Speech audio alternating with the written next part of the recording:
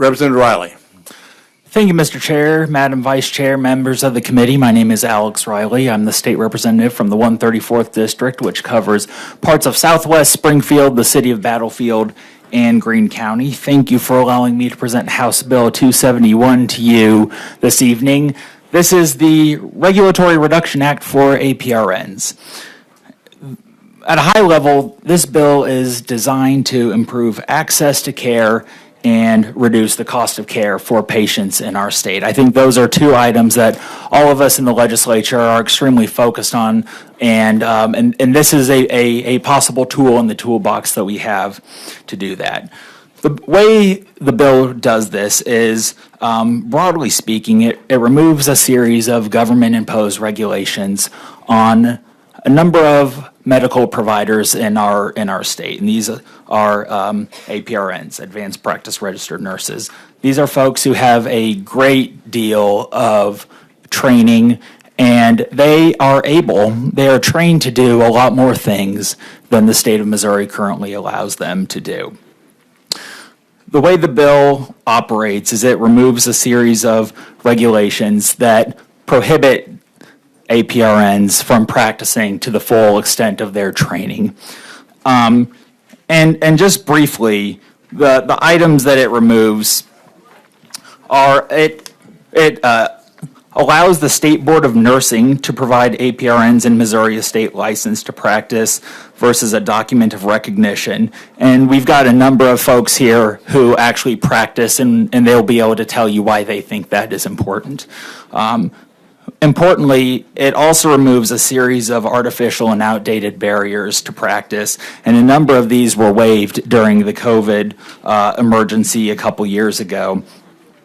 And what we found out when those rules were waived is there were no reports of abuses, and the system functioned well. A couple of these things that were waived that would help our APRNs practice more to their full ability would include removing mileage restrictions. So right now they're required to be within 75 miles of a supervising physician, and remove some chart review requirements as well, where the law currently requires physicians to conduct chart reviews on occasion.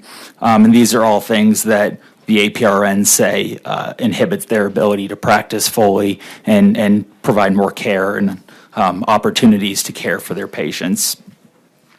And then finally, it would allow APRNs to practice to their full extent of their education and training by removing a requirement for a collaborative practice arrangement with a physician. And you'll hear a lot about collaborative practice agreements from the medical providers themselves on all sides of this issue. But this has been a big barrier to our APRNs being able to practice to their full abilities.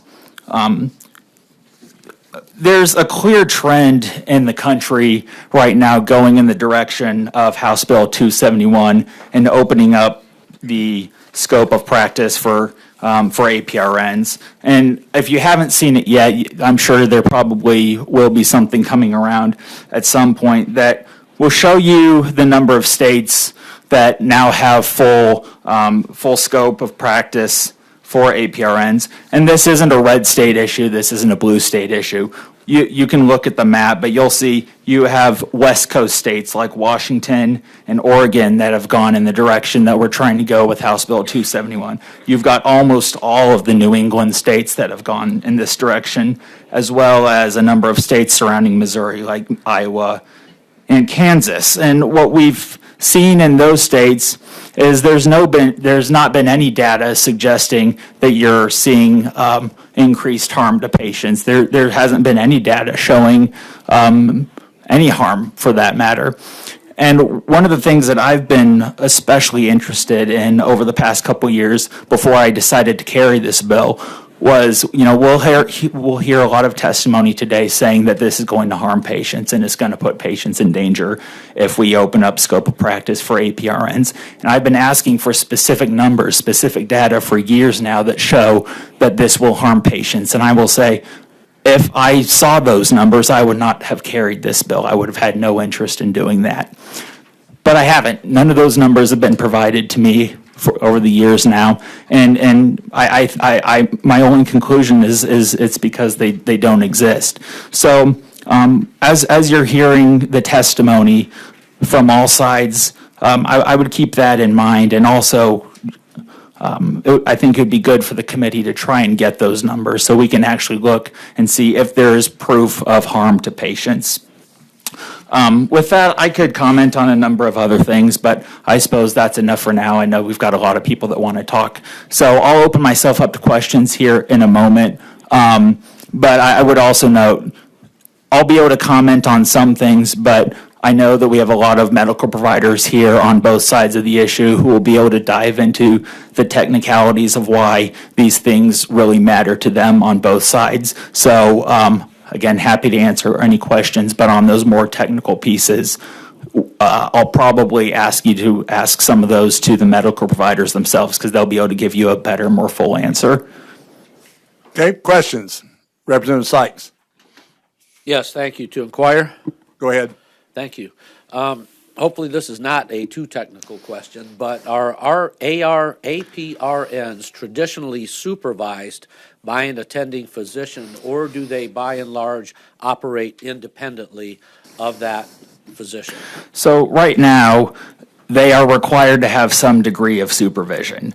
And the idea here is they are trained to do a lot more things than we currently allow them to do under state law. And we would like to remove some of those supervisory requirements. Okay, and are nurse practitioners considered APRNs? They are. Okay. All right, thank you. Thank you, Representative. Yes, Representative Unziger.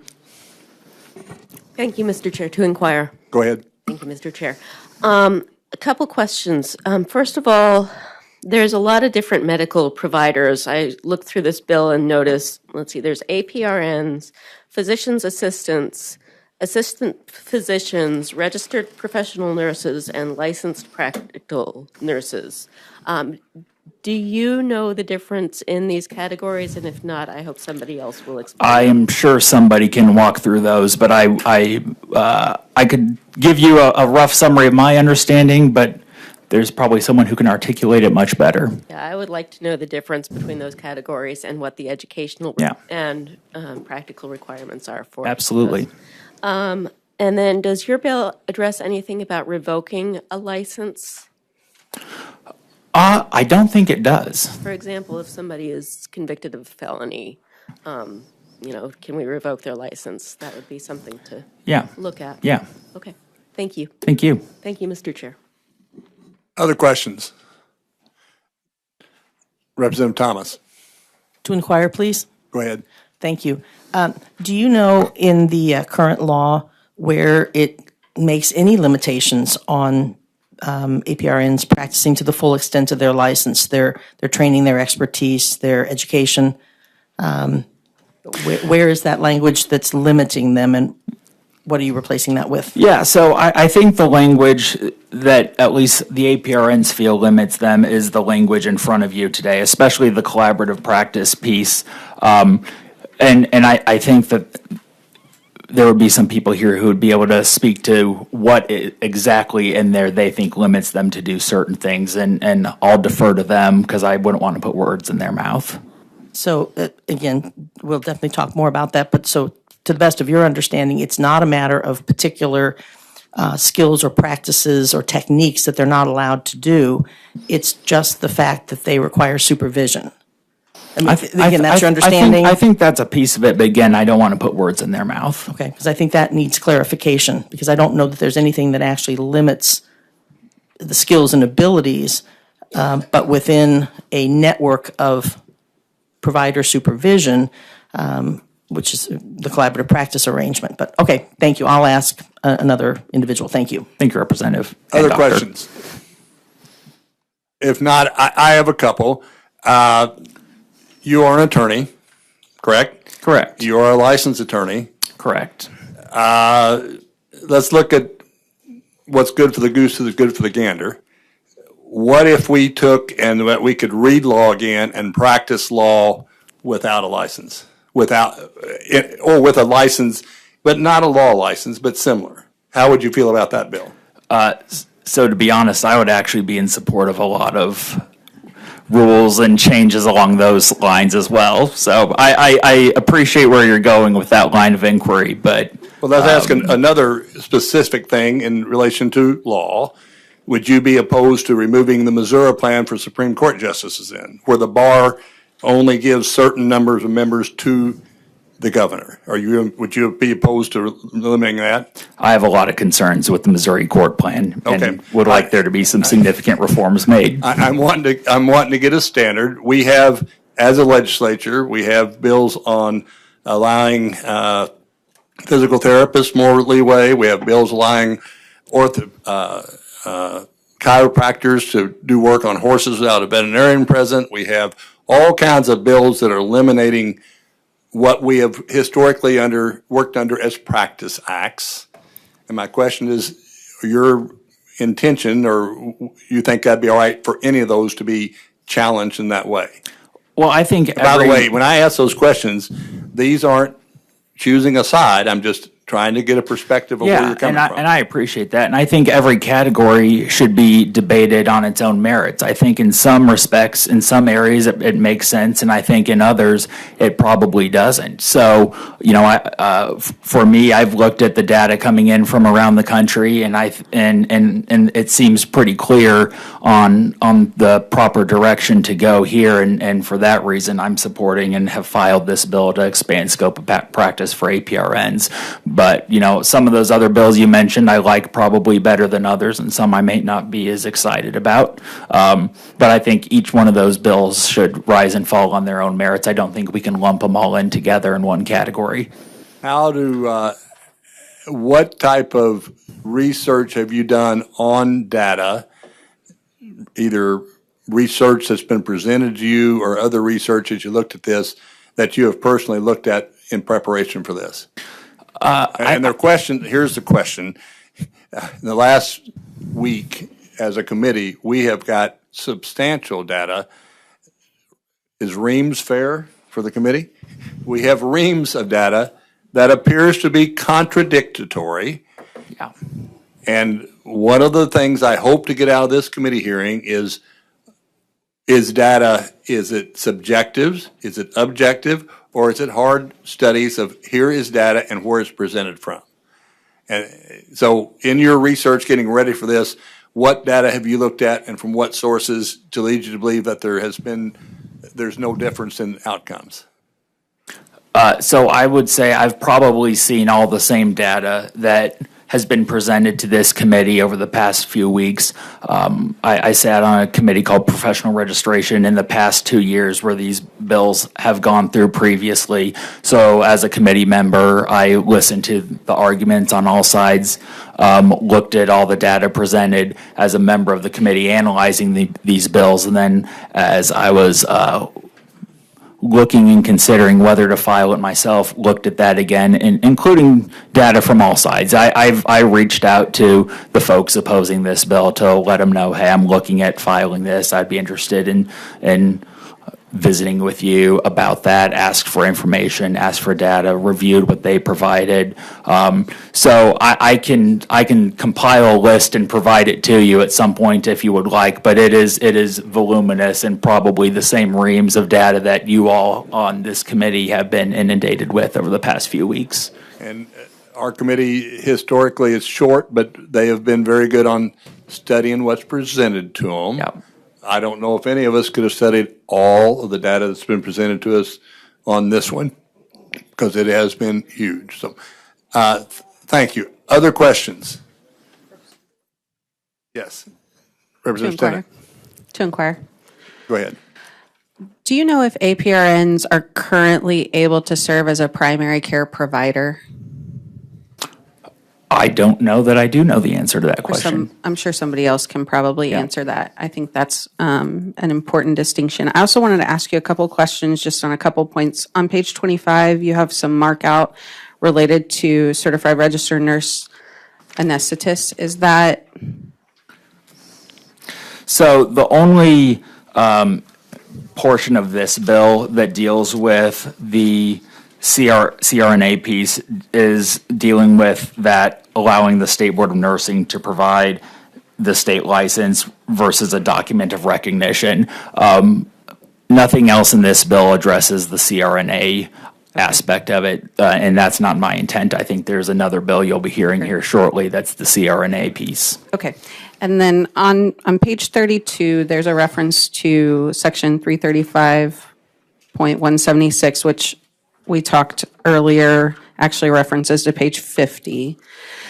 In that, we're talking about the ability to prescribe drugs, and there's mention of obtaining a reliable medical history, physical exam, dialogue with the patient. Would you be open to adding something where they're required to at least attempt to provide or find out if there are other providers who have previously been prescribing medications, basically a consultation with any other providers?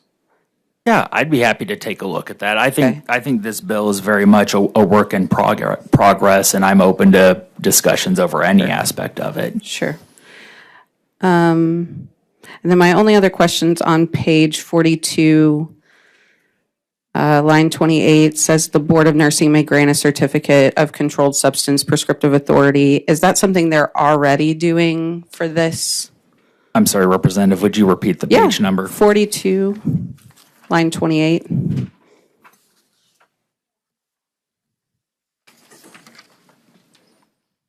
Okay. Are they- Found the spot. Now, could you re-ask the question? Yeah, absolutely. Thank you. So the Board of Nursing may grant a certificate of controlled substance prescriptive authority for APRNs. Is that something they're already doing, or is this new, completely new to the Board of Nursing? My belief is this would be new, but I'm going to have someone clarify behind me who knows better than I do on that item. And if no one knows, I will find you an answer. Sounds good. Thank you. Okay. Other questions? If not, yes, please, or Representative Thomas. Yes, to inquire, please. Go ahead.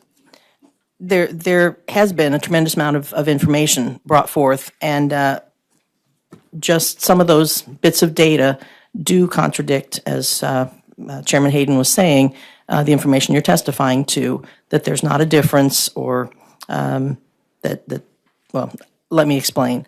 Are you aware that in states where there's been an expansion of scope of practice, and I'm just going to read you the numbers here, it's easier, that x-ray ordering has increased 441% among non-physicians.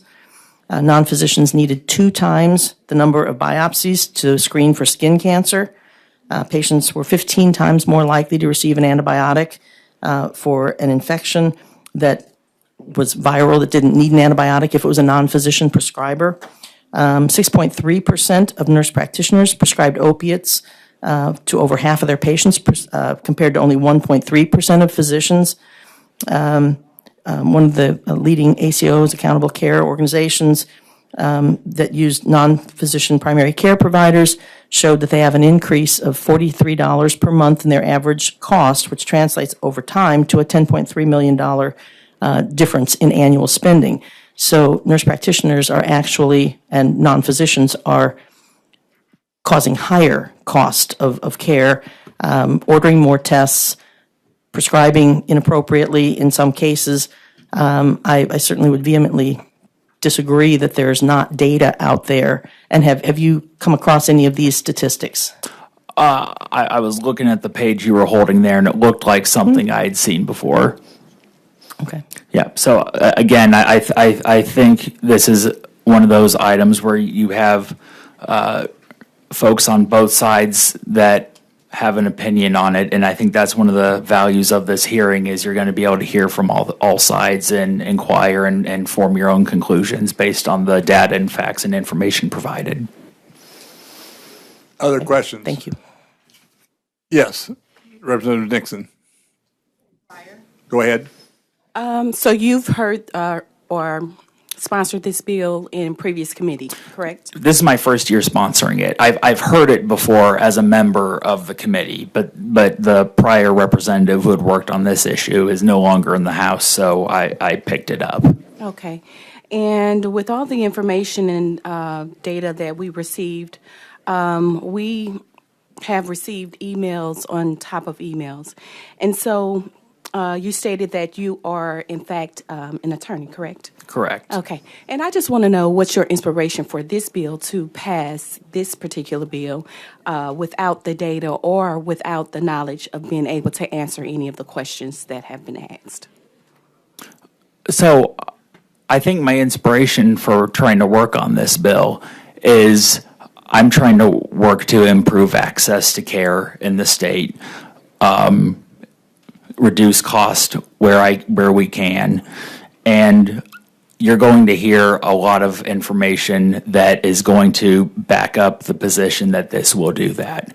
And I've found that evidence to be compelling, and I've brought this bill forward because I found it to be compelling. But again, I'm not going to tell you what you should do. I think you should listen to everybody and come to your own conclusions, and then vote based on the way you think the facts and data show you.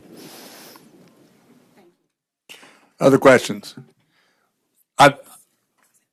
Representative Lewis, I'm not ignoring you, just out of my field of vision. I'm sorry, but To inquire. go ahead. Thank you. Good evening. Good evening. Or Afternoon. whatever. Almost evening. Thank you for being here today. I just want to point out all the data that we've been presented. I was looking at what you were referencing, and then some other outcomes. I think also there's one in favor of this bill that you're sponsoring that we have received that has footnotes that references that the outcomes have been positive in the 26 other states who have adopted similar language. So when we look at information that's given to us, I think we should also, look and make sure that, it's been referenced and it's not just like someone saying, the sky is falling or something. So anyway, I appreciate you bringing this bill forward. You obviously know I support it because I did co-sponsor it. So thank you so much. Thank you, Representative. Further questions? If not, we're going to use a rule of one with questioning from the members, but I'm going to break that because I'm the chairman, okay? So because you're an attorney, do you do any malpractice law? I do. I've actually done quite a bit of medical malpractice defense, so defending doctors, nurses, hospitals when they get sued. That was where I started. The first 3 years of my practice was almost devoted fully to that. Most of my first trials were defending doctors in medical malpractice lawsuits. Good. I have a question. If we take, as I see it, what your bill basically does is that we have 3 groups of people who practice in Missouri. We have MDs, DOs, and nurse practitioners. Am I correct in that understanding? Your bill, in essence, presents that position. I think that's a fairly accurate right. representation. If you have that in your experience, because you have experience, what will happen with malpractice insurance? Some are covered by the hospitals they work for. Some are covered. Several have told me they have their own malpractice. Some are covered by the doctors they work for. What's going to happen to malpractice insurance in this case? Now, some have told me their insurance for Kansas is cheaper than Missouri, and I would contend that Missouri is a much more litigious state.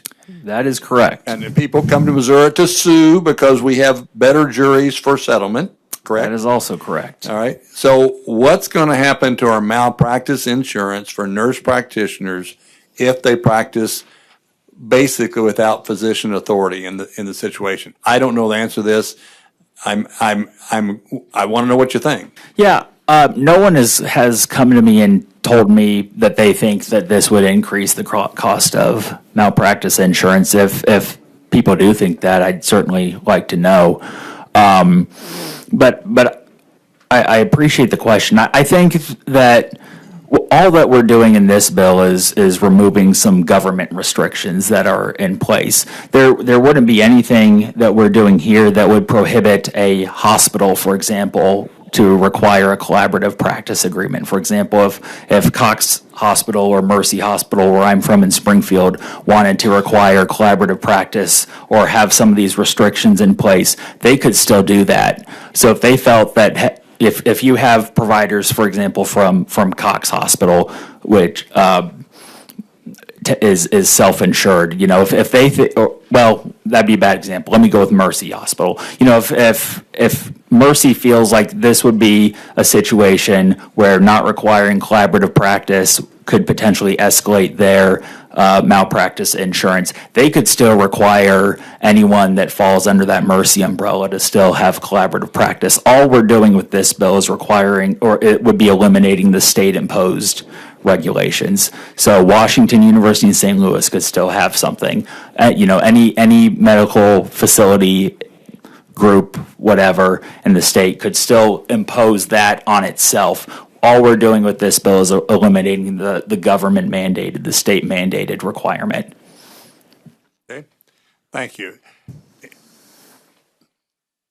Representative Courtway, Buckeye Courtway, To inquire? go ahead. Thank you. So my question is, if we would allow a nurse practitioner to be able to do the same thing as a doctor, why would anyone want to go to become a doctor? Because I'm assuming they have to go to more years of schooling, more expensive costs for them. What would be an incentive for someone to go be a doctor versus a nurse practitioner? Well, I think there's a few pieces to that. I don't think the bill says that they can do all the same things as a doctor. I think what it says is they can do the things that they are trained to do. So there would still be a number of things that I don't think that they could do. I don't think you're going to have nurse practitioners running around doing brain surgery on people. I don't think we're going to see that. But I still think that it is still a different job, even if we allow them to do all the things that in their years of training they are trained to do. You're still going to have people who will want the increased earning potential that some MDs have that various APRNs don't have. I think there's a number of things that would encourage people to still go on to medical school. I don't know. And looking at the numbers, and if someone knows and can correct me, I certainly welcome them to do so. But I don't think you're seeing situations in Washington and Oregon and New York State and Massachusetts and a lot of these places that have extremely well-regarded medical institutions of people saying, well, I'm not going to go to medical school, I'm just going to go be an NP instead. I don't think we see that. Okay, thank you. Thank you. Further questions? If not, I think we're going to move to Representative Cook. He's going to explain his bill, which has some similarities, and we're moving that progress. Representative Cook, you're on the show. Thank you, Mr. Chairman. Thank you, committee. Appreciate you hearing this simple bill. This is House Bill 330. The APRN licensure component, which is in Representative Riley's bill already. So you already have this in front of you. It's very, again, I'm just going to say it is simple. Really, it is. APRNs get a document of recognition from the Board of Nursing, permitting them to practice. This is a simple paper change from a document of recognition to a license. It's very basic. I could try to answer a few questions, but we have several folks behind us that want to get up here and talk to you. So I feel it would be great to have them come up here and go through both of these pieces of legislation and give you additional knowledge on the subject. Okay. Representative Fogel. Just to clarify, the entirety of your bill is in Representative Riley's bill. There's nothing different. No, mine is in his bill already. Okay. Okay. Other questions? If not, I don't see any. Am I missing anybody? If not, we're going to proceed, and let's have the first pro position. I think this is a position that brings some data and expertise, as I understand from the election, from the deal. Please fill out your testimony forms. Tell us who you are, what you represent, and a little bit about your experience. So,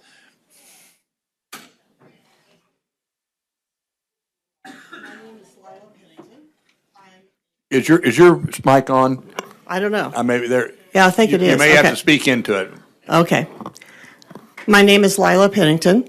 I am a board-certified family and gerontologic nurse practitioner. I have 2 certifications. I have been practicing in the state of Missouri as a nurse practitioner since 1977.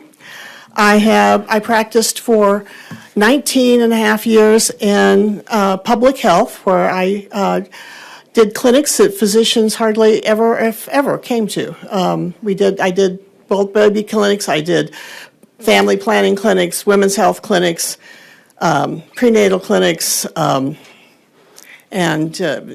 STD clinics. So I had that experience. Then I also taught for 20 years, or 21 years, at the MU Sinclair School of Nursing, where I, for the last several of those years, coordinated the family nurse practitioner area of study.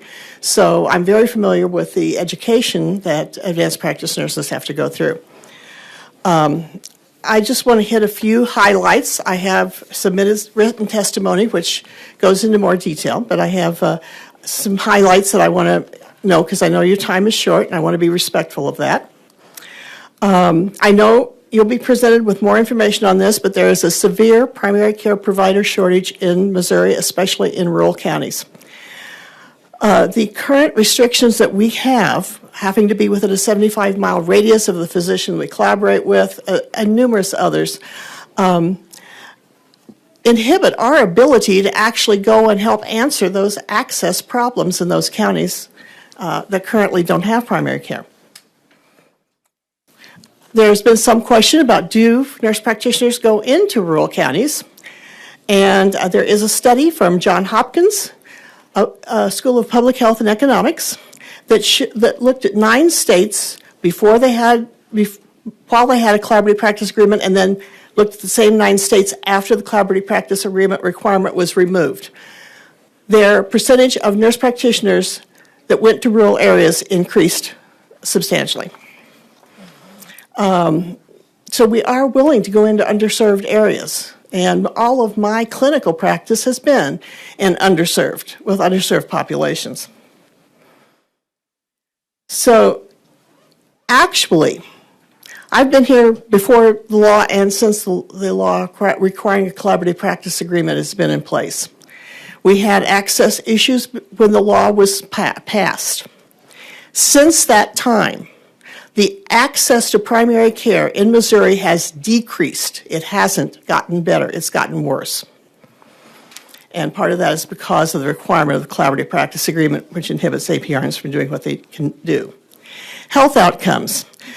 Currently, we rank, depending on the study, which source you look at, we rank anywhere from 42nd to 43rd in general health outcomes as a state. That means there aren't that many states that rank below us. And if you look at that list, all the states that rank below us are restrictive, like Missouri. All the 26 states that do not require collaborative practice all have better health outcomes than in Missouri.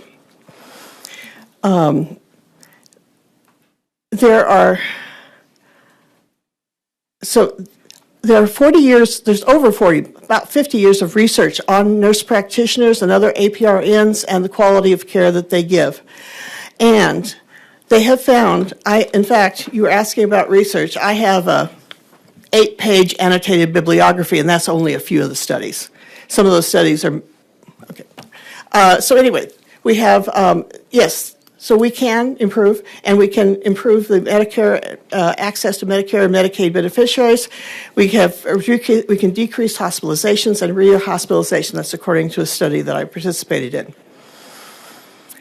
As far as cost, the Missouri Foundation for Health indicates that fully utilizing APRNs, such as NPs, would result in substantial health care savings of $1.6 billion over 10 years. So we're not talking, more study that has been done on that. I think one thing that rarely gets mentioned is that physicians receive pay for collaborating. Most physicians receive extra pay for collaborating with nurse practitioners, and that increases the cost of health care. Finally, I'd like to address our education. We are not educated as physicians. We are educated at the highest level of nursing practice, advanced practice nursing. We are nurses. Do we do some of the same things physicians do? Yes, but that has been the way throughout history. At one time, only the nurses were the first people to provide anesthesia, so that's not unusual. APRNs have to be a registered nurse first, so they have to have their RN education from day one, they're in clinical, do clinicals from day one. And on top of that RN education, then we add the APRN education on top of that. And so by the time that the APRN comes into her educational program, she's got years of experience as a nursing student and as a registered nurse. So medical students are not required to have any experience prior to coming into medical school. They don't have to have any healthcare experience. They may have, some do, but they are not required to. Our 6 to 8 years of education, depending on whether we're master's or doctorally prepared, compares favorably with optometrists, pharmacists, dentists, and lawyers. And all of those practice without a collaborative practice agreement with a different profession. You mentioned paralegals and lawyers. Paralegals don't have nearly the education of an advanced practice nurse. An advanced practice nurse's years of education actually get closer to lawyers. And if you want to look at a better comparison, look at optometrists who do a lot of the things that the ophthalmologist does, but they practice separately. They are not required to have a collaborative practice agreement with an ophthalmologist. If a patient needs, in fact, your eye doctor may have been an optometrist all your life, unless you had an eye disease or required surgery, and that requires an ophthalmologist. We're a separate profession from physicians. We are not the same as physicians. You mentioned controlled substances. The information, currently we can prescribe controlled substances, but the amount that we can prescribe and what we can prescribe is limited, and it has to be written into the collaborative practice agreement, and if the physician doesn't want to write it in there, then we can't.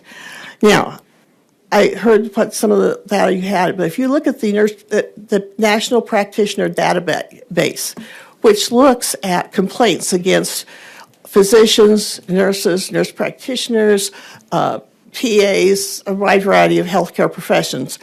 Complaints against nurses are minimal on narcotics. Probably, and most of the studies actually show that we prescribe fewer narcotics, probably because as nurses, we have been taught many ways to relieve a patient's pain without using medication. So I just, that was one question that came up I wanted to answer. We do not want to practice as physicians. There are many things we don't do or don't plan to do that a physician does. We won't be practicing surgery. We specialize the minute we get into our APRN program. And so I can't go beyond the scope. I have to stay within the population of family. And that's a primary care specialty. Yes. So I have more information. If you mind asking questions, I'm done. Questions? Representative Seitz. Thank you. To inquire? Go ahead. Thank you.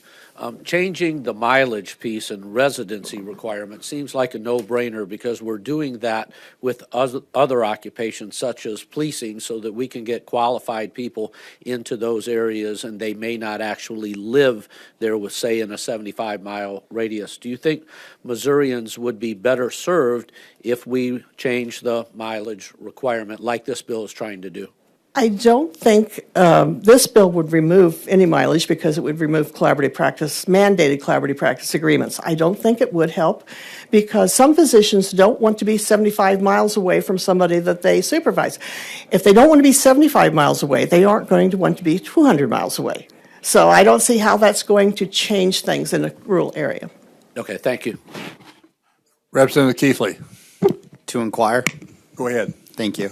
I have I guess I'm interested in exploring how these contracts work. It sounds like you've been involved with collaborative practice for a while. I'm assuming that then you're familiar with the contractual requirements, obligations, how these work. Yes. And some of the things, I guess I'll probably have some follow-ups too with it, but I guess just a place to start with it is how are these contracts formed in?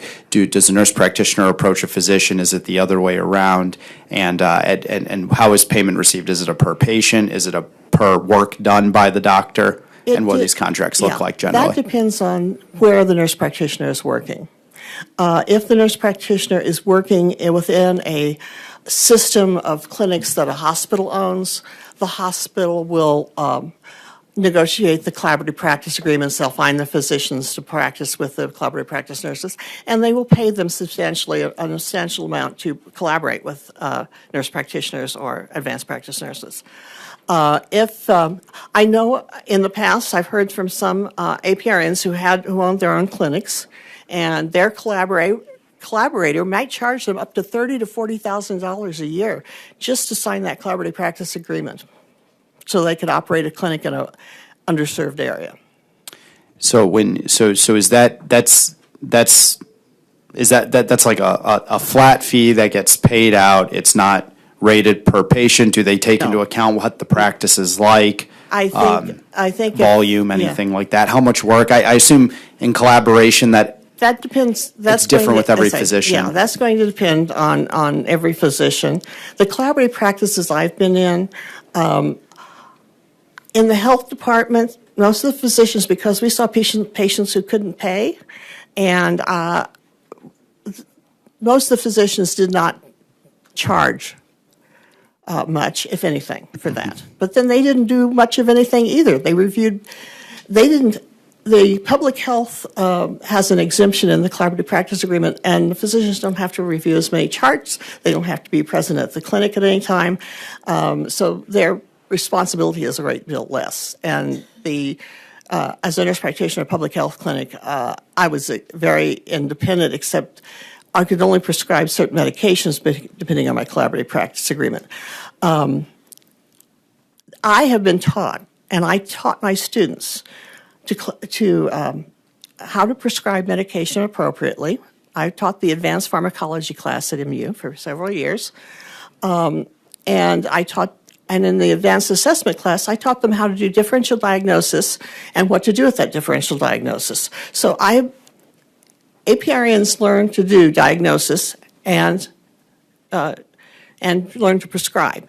But in Missouri, we can't do that without a collaborative practice agreement, whereas as in those 26 other states, they can prescribe medications and provide treatments that were within their scope of practice without a written collaborative practice agreement. So how does this change that collaboration? So in your practice, for example, how you do it, what would this, if this bill were passed as is right now? This meant that in my, I'm semi-retired right now, and the job I currently have is doing Medicare home assessments, which does not require a collaborative practice agreement because I'm not prescribing, and I'm not diagnosing new diagnoses.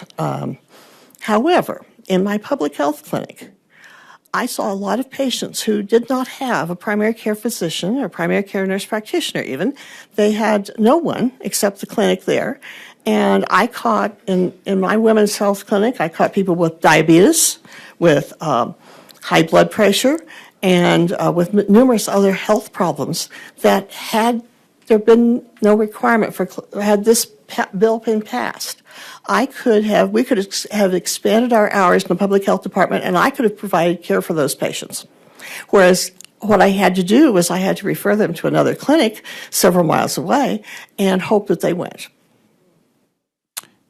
So why what was the point of that referral? Is that to get within a 75-mile radius? No, it was because in public health there was an exemption. The public health exemption requires only certain things be done in the clinic, so I couldn't do primary care. I could do women's health, which is a type of primary care. I could do birth control. I could do breast and cervical cancer screening, I could prescribe certain limited medications, but it had to be a public health considered service, a population-based service.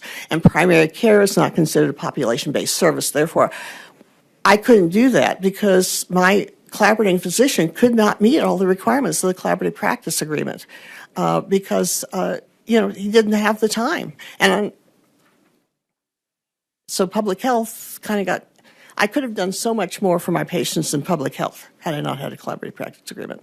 Okay. Thank you. Questions? Representative Thomas. I'm sorry, but I'm really confused. I thought you were saying just a few moments ago that it wasn't the collaborative practice arrangement that limited you, but it was being in the health department that limited you. That you said if you hadn't been in the public health system, you could have done so much more, which has nothing to do with the collaborative practice arrangement. So please educate me. Yeah. The difference is that the collaborative practice arrangement was much simpler in public health. Therefore, it limited what I could do in public health. I also practiced in a federally qualified health center.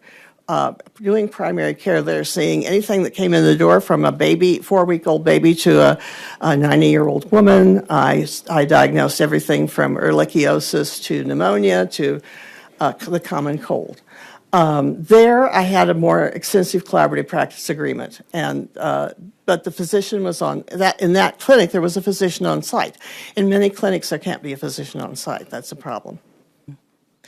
And I'd like to follow up, since you're actually someone who was in the field and working, back to the issue of malpractice coverage. Because in a collaborative practice arrangement, you're not the person where the buck stops. It goes to your collaborator. So I have a hard time understanding how, if there was no collaborative practice arrangement anymore and the buck did stop at your desk, that your malpractice wouldn't suddenly jump dramatically because you suddenly become the deep pocket. There's no one to pass that off to. And there are limits, the 1 million, 3 million, for example, that most people cover at this point.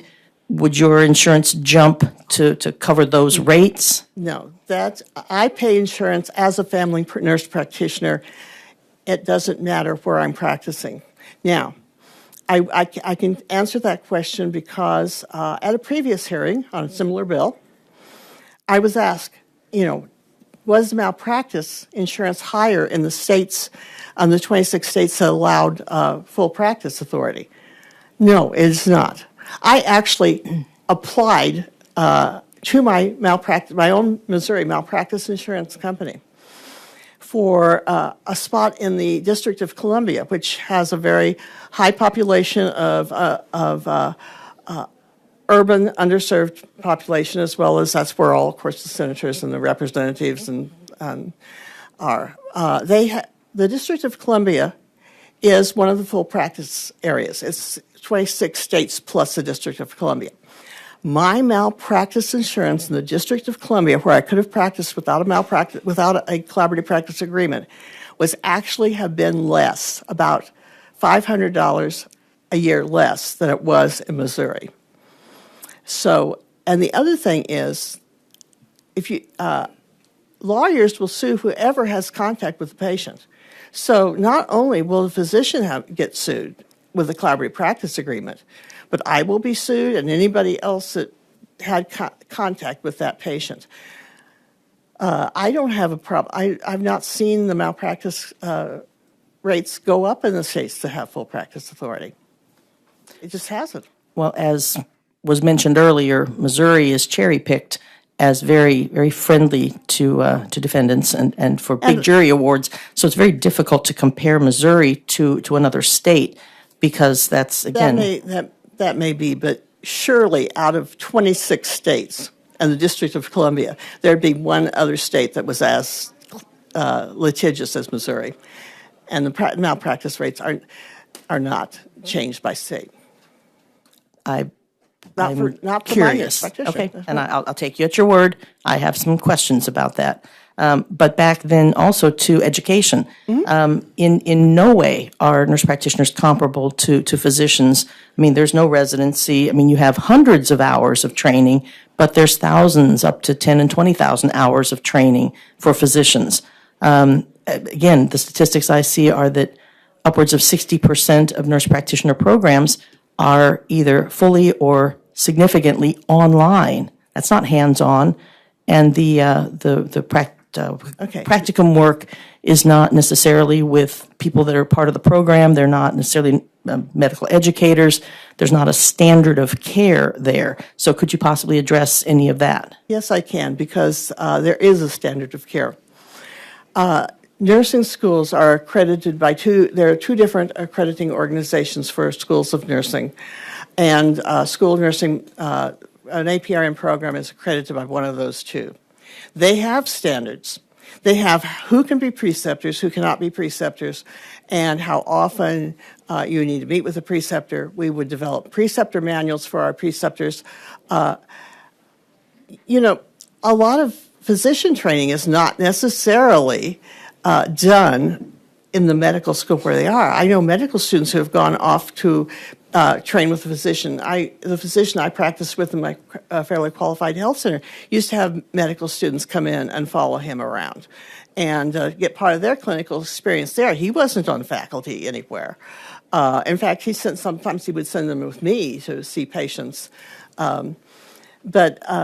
So, you know, but you're trying to compare apples and oranges. We're addressing advanced practice nurses. And so, yes, we have to keep contact with our preceptors. As a coordinator of a family nurse practitioner program, have we chosen to eliminate certain preceptors? We have. If we found that the preceptor was not doing what was appropriate or not giving appropriate care, and we did monitor that, then we no longer would send students to that preceptor. Most of our, and then we're talking about all these thousands of hours. There's a couple of things there. Again, RN education has a lot of clinical hours. Plus, most nurse practitioners have practiced as an RN. The person caring for you, if you're critical in an ICU, is an RN. There's not a physician standing over her shoulder all the time. You're under her care. That person is may decide to become a nurse practitioner. Then she needs more clinical hours, but she's already got hours and hours of clinical. And sometimes what's forgotten in the residencies do have a lot of clinical hours, but they also count the hours that they're on call, which means that sometimes the intern is in the intern's sleeping room, sleeping, and I know that from working at a hospital. Rarely from my own experience, but yeah, no, it would have been nice to get some shut-eye. Didn't happen. Well, but maybe it didn't happen. Yeah, and sometimes that didn't happen, but it did happen where I was practicing in hospitals. So, all right, thank you. Thank you, Mr. Chair, to inquire. Thank you, Mr. Chair. To go back to the malpractice, you said that malpractice rates did not go up for that advanced practice registered nurses in any of the states where they passed it? Not to my knowledge. Not to my knowledge. Oh. It has. I went online anticipating that question and tried to look that up last night. A lot of the studies that compared the states with collaborative practice to states without collaborative practice and their malpractice insurance rates seemed to stop about the time the pandemic hit. So, but the studies prior to that did not show any rate differential much at all. The rate differential comes in what kind of a nurse practitioner you are. If you're an acute care nurse practitioner, your rates might be higher. If you're a highly specialized dermatologic nurse practitioner, your rates might be higher. I'm a family nurse practitioner, so I know what the rates are for me. Yeah, and there was a mention that Missouri is a more litigious state, so that might cause rates to go up. I did a search actually for litigious states, and I wonder if any of these places are in the list of places that have already expanded the scope of practice. California? No, they have not. They have not. New York? They have. They have. Georgia? They have not. It says the Philadelphia Court of Common Pleas and the Pennsylvania Supreme Court. I don't believe, if Pennsylvania's, I don't think they have yet. Okay. What about Illinois? Illinois, you can transition into full practice in Illinois. And in Illinois, you have to spend so many hours in a collaborative, or so many hours or years in a collaborative practice prior to becoming full practice, but you can transition. Okay, and the rates there have not gone up to your knowledge? Not to my knowledge, no. Okay, those were the top 5 listed, so thank you. Thank you, Mr. Chair. Okay, so let's start with the malpractice question because I'm a little well. I want to thank everyone that's came by my office today. I've learned a lot, and it's been a great experience. And I'm now out of water in my office. If anybody didn't come by my office, you're welcome to come by later. So no, I had a great time. Thank you all. So the malpractice. So it's my understanding this law does not make nurses do a different job than they're doing now. So why would malpractice be a problem? Exactly. We would be doing the same thing we're doing now. We just wouldn't have to have a mandated agreement from another profession to do it. Just minus a phone call, is that the Boggs way of putting it? Just minus the collaboration. So with the phone call, so we're and I'm trying to understand. So just I'm taking everything I've gleaned over the last couple weeks, and so with I believe to Keithley's question there, as far as the he almost answered it, but so let's just say I'm the doctor, you're the nurse, and I say you got to pay me $100,000. I love that idea, but you got to pay me $100,000 to give you permission to do what you do every day. But you've got to have a doctor's signature or whatever you call it. So I'm the collaborator. So you have to call me. You get permission from me, and that's going to cost you $100,000 more dollars as a practice. Let's say you have, a short amount of patients, and so let's just say that's $100 a patient. So you're not going to pay that. You're going to pass that on, correctly? If so, I've not practiced, I have not owned my own clinic, but yes. But I mean, as a business person, isn't that how it works as a business? Yes, and so that increases healthcare I mean, it makes costs. sense to me because if you're going to take that loss, then you've got to look at your end and see if that's going to work in your budget or not. Exactly. And it will increase the cost of healthcare. So me as a builder, whenever materials go up, the building costs more. Yeah. And the building we're talking about is the patient that comes through our doors and they leave with the care that they're looking for. That's one factor in the increased costs. Sorry, it's got to bring buildings into it too. Yeah. But I mean, everybody's heard everything from farming and everything else, but we're getting there. And I appreciate them bringing this forward because I've learned so much, and I can't believe that some of these things exist, but in a rural area, so I think I need to lay a foundation. First of all, I'm in a rural area. I have people leaving my area going to Joplin, Springfield because, there's better jobs, and I'm right in the middle of them. And it's not a huge deal because we can get there in 40 minutes, but we don't need to lose anything else. So a pullback, but for the malpractice side, if I understand it correctly, you're not getting permission to just do anything you want to do. You're going to do what you've done with permission. Right.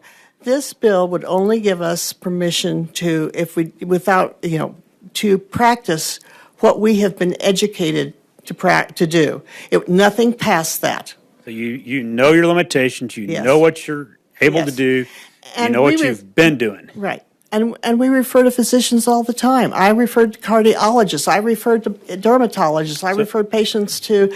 I referred to physicians all the time because I know when something is beyond my limit. But if you're stumped, you know that you're going to reach out to some. You're not just going to go, let's see it, because it's a loved one's life. It may be my loved one, but you're not doing something other than what you normally do, and that was what I wanted to clarify. So, in my thinking, pardon me if I'm wrong, the malpractice is going to be the same as it is today. It might be in the hands of someone different. I don't know about that, but it shouldn't raise.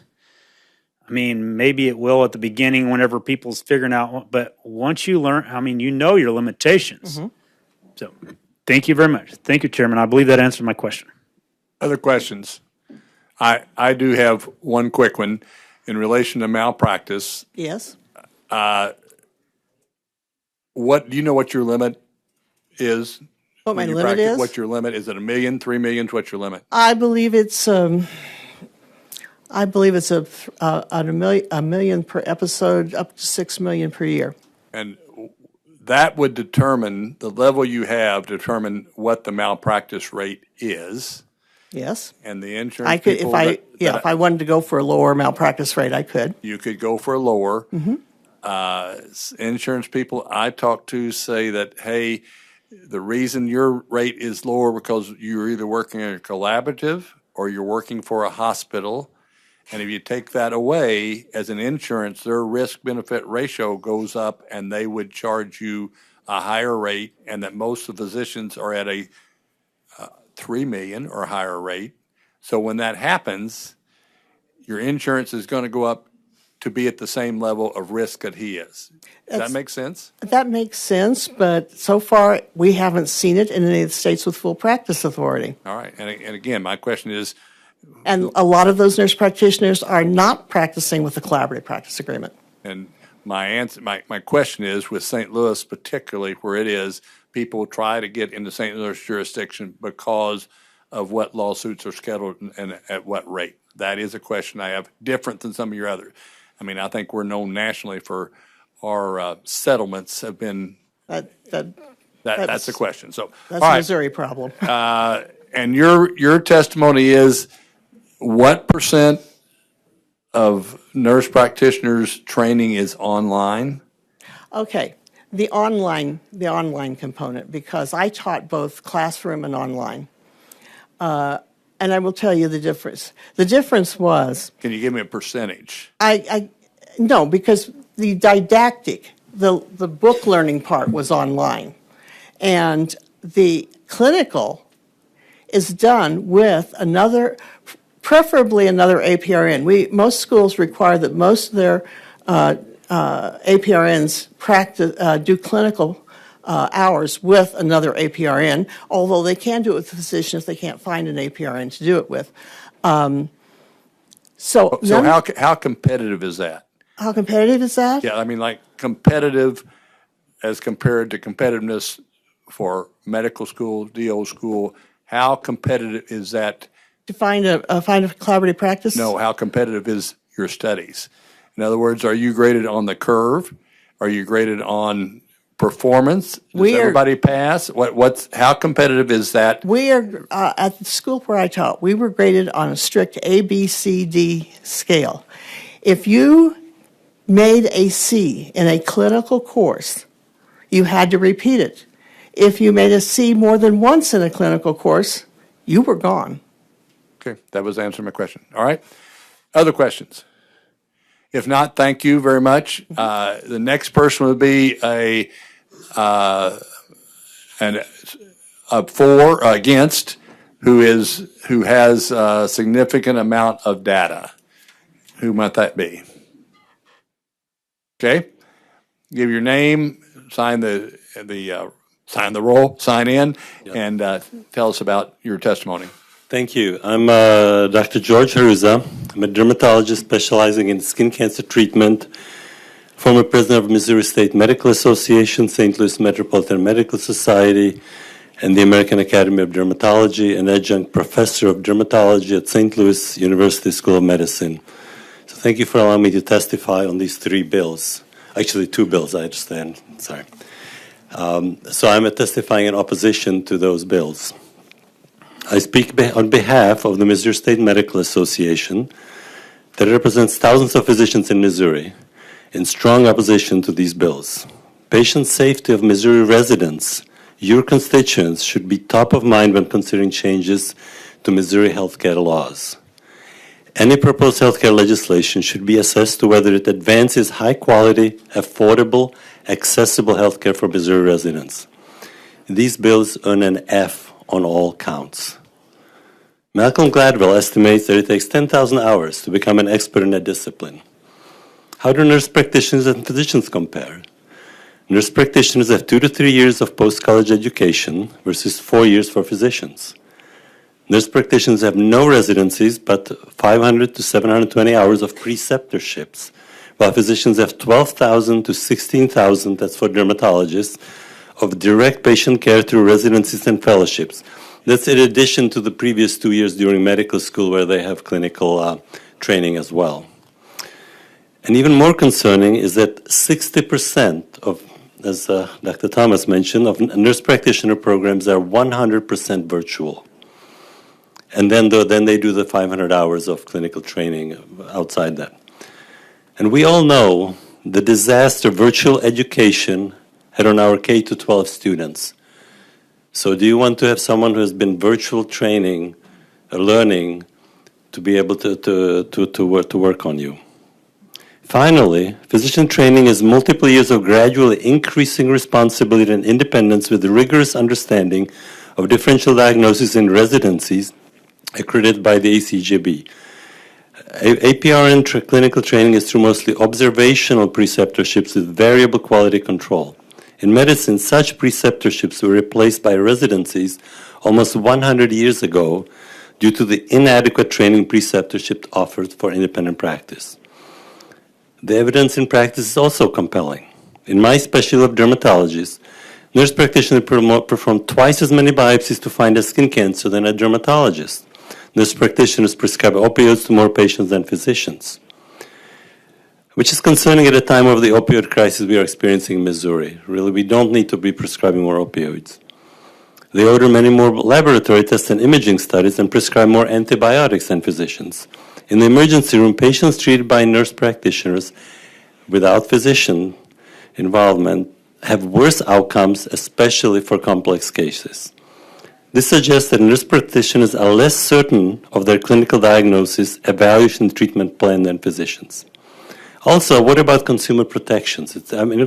Liability insurance has been mentioned and bandied about, but it's really about protecting the patient. Where are the deep pockets going to be? Affordabilities. These issues of actually some uncertainty leads to significantly higher costs due to unnecessary tests to the healthcare system and to patients, with many now having high deductible plans, so they have more out-of-pocket costs. Unnecessary tests also have negative consequences for patients. For example, unnecessary skin biopsies lead to more painful scars, risk of bleeding, and infection. Studies in hospitals, emergency rooms, and accountable care organizations have demonstrated that nurse practitioners operating without physician involvement give rise to significantly higher healthcare costs. So do nurse practitioners improve access to rural care? That is proposed as being useful, would be very helpful. Actually, they do not. Nurse practitioners practice in exactly the same geographic areas as physicians, desirable suburban locations. 9% of nurse practitioners practice in rural areas, and only 2% practice in federally qualified health centers. There is no causal link between independent practice and a mass migration of nurse practitioners to rural areas. This has not occurred in other states. And independent practice will not help to solve the access problem in underserved areas in Missouri. There are other ways to deal with it. So in conclusion, what do your constituents think about independent nurse practice? 95% of patients say it is important for a physician to be involved in their diagnosis and treatment. 3/4 would wait longer and pay more to be treated by a physician. 91% say a physician's education and training are vital for optimal care. Nurse practitioners are very valuable members of the healthcare team. I have several in my practice, and a physicians-led healthcare team is the high-quality, cost-effective care that our Missouri physicians deserve. Thank you so much. I did my 5 minutes, I think. I'm sorry. I'll try to give you when you're getting short, and Thank you. I'm sorry. All right. Representative Fogel, To inquire. go ahead.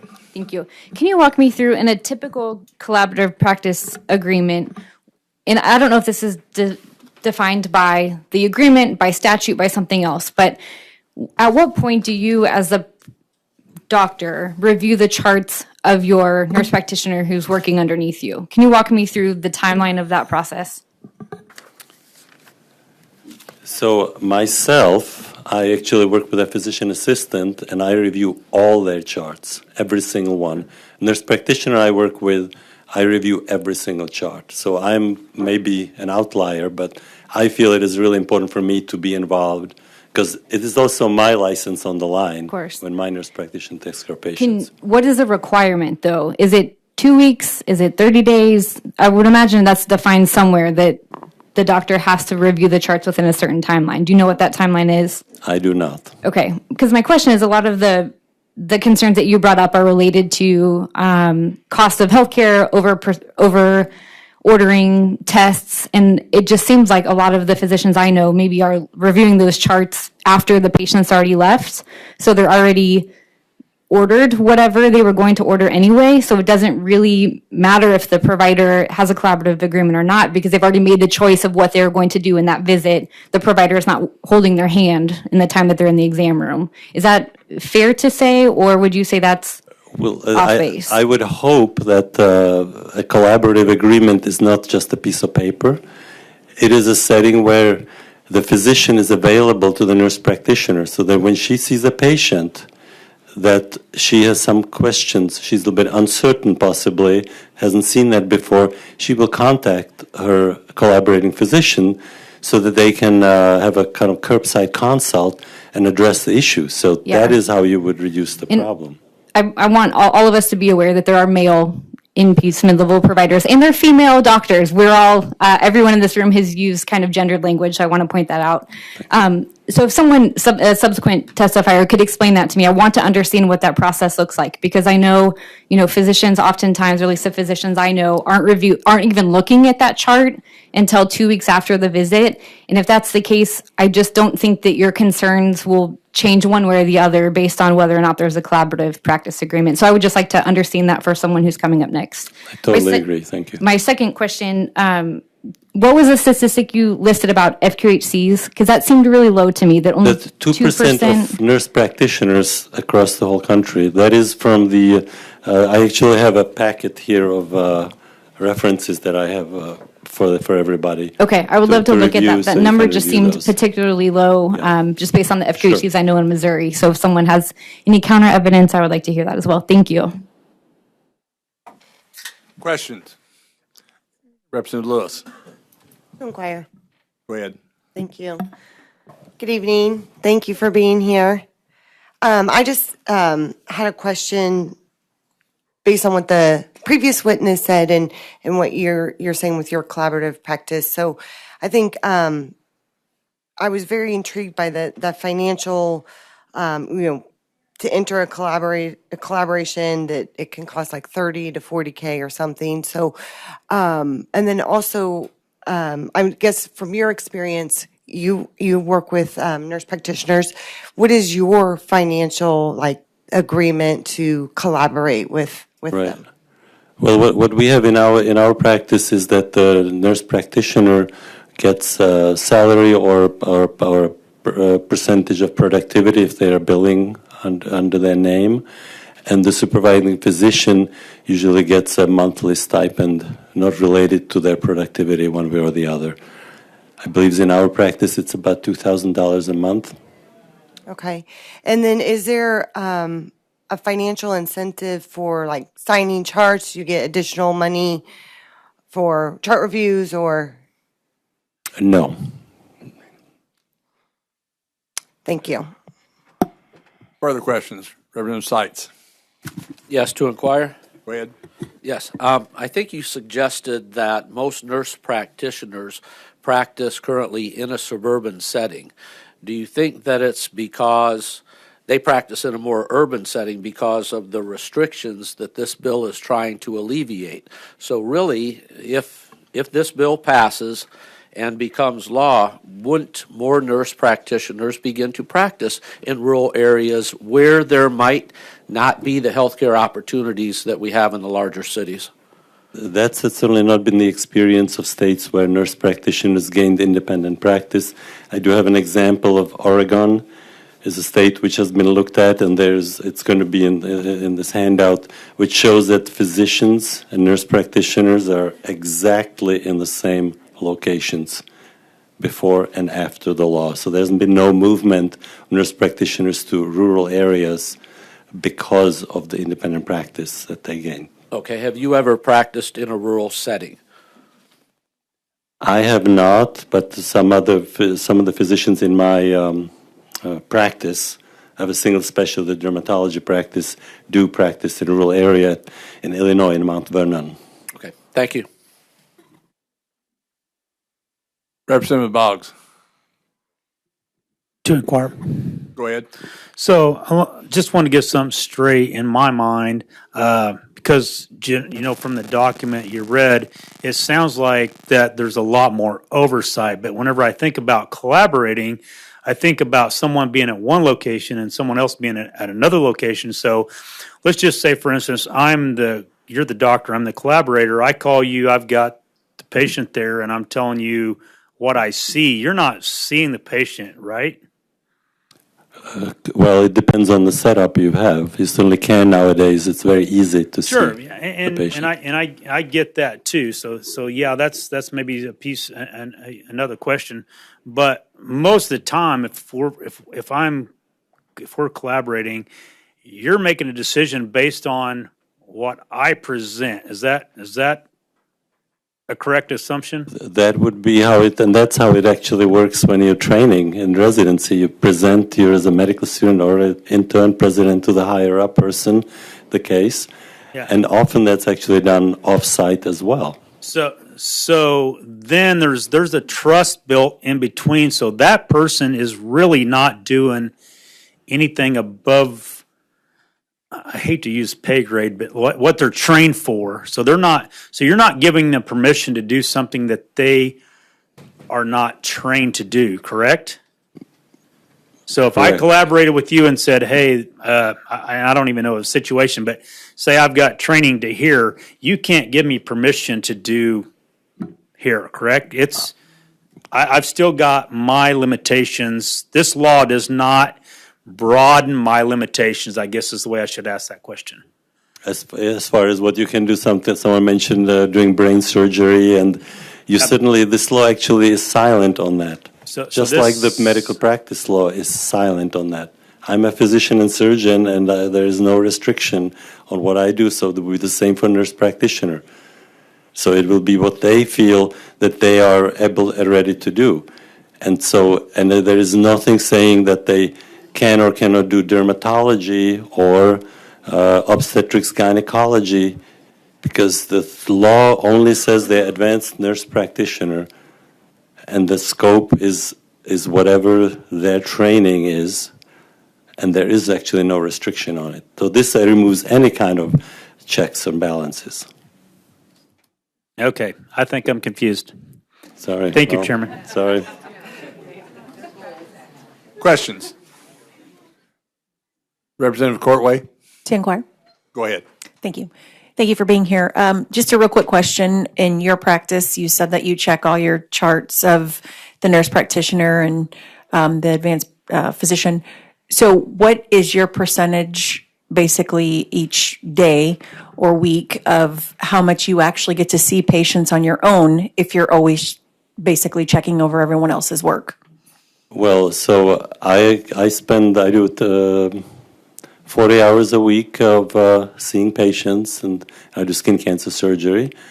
And at the end of the day, I review the charts. I review all the charts that I dealt with, and the nurse practitioners and the physician assistants chart that we have in the practice. It actually does not take a lot of time. The one benefit of some of these electronic records is that they're kind of formalized, very formalized, so you can very quickly get through to make sure that everything is okay. So if you work your normal 40 hours doing your patients in surgery, then roughly what is your amount of hours you put in total per week then with that extra? It's probably about 5 hours a week. Okay, thank you. Representative Keithley, To inquire. go ahead. Thank you, Chair.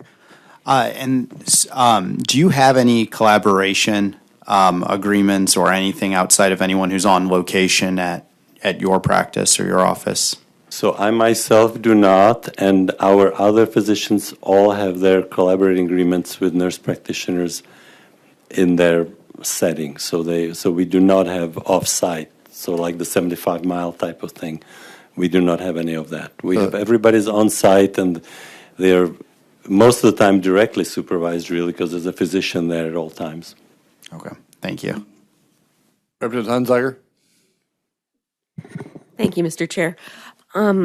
You were talking about reviewing charts and how you can do it fairly quickly. And what is the purpose of reviewing charts?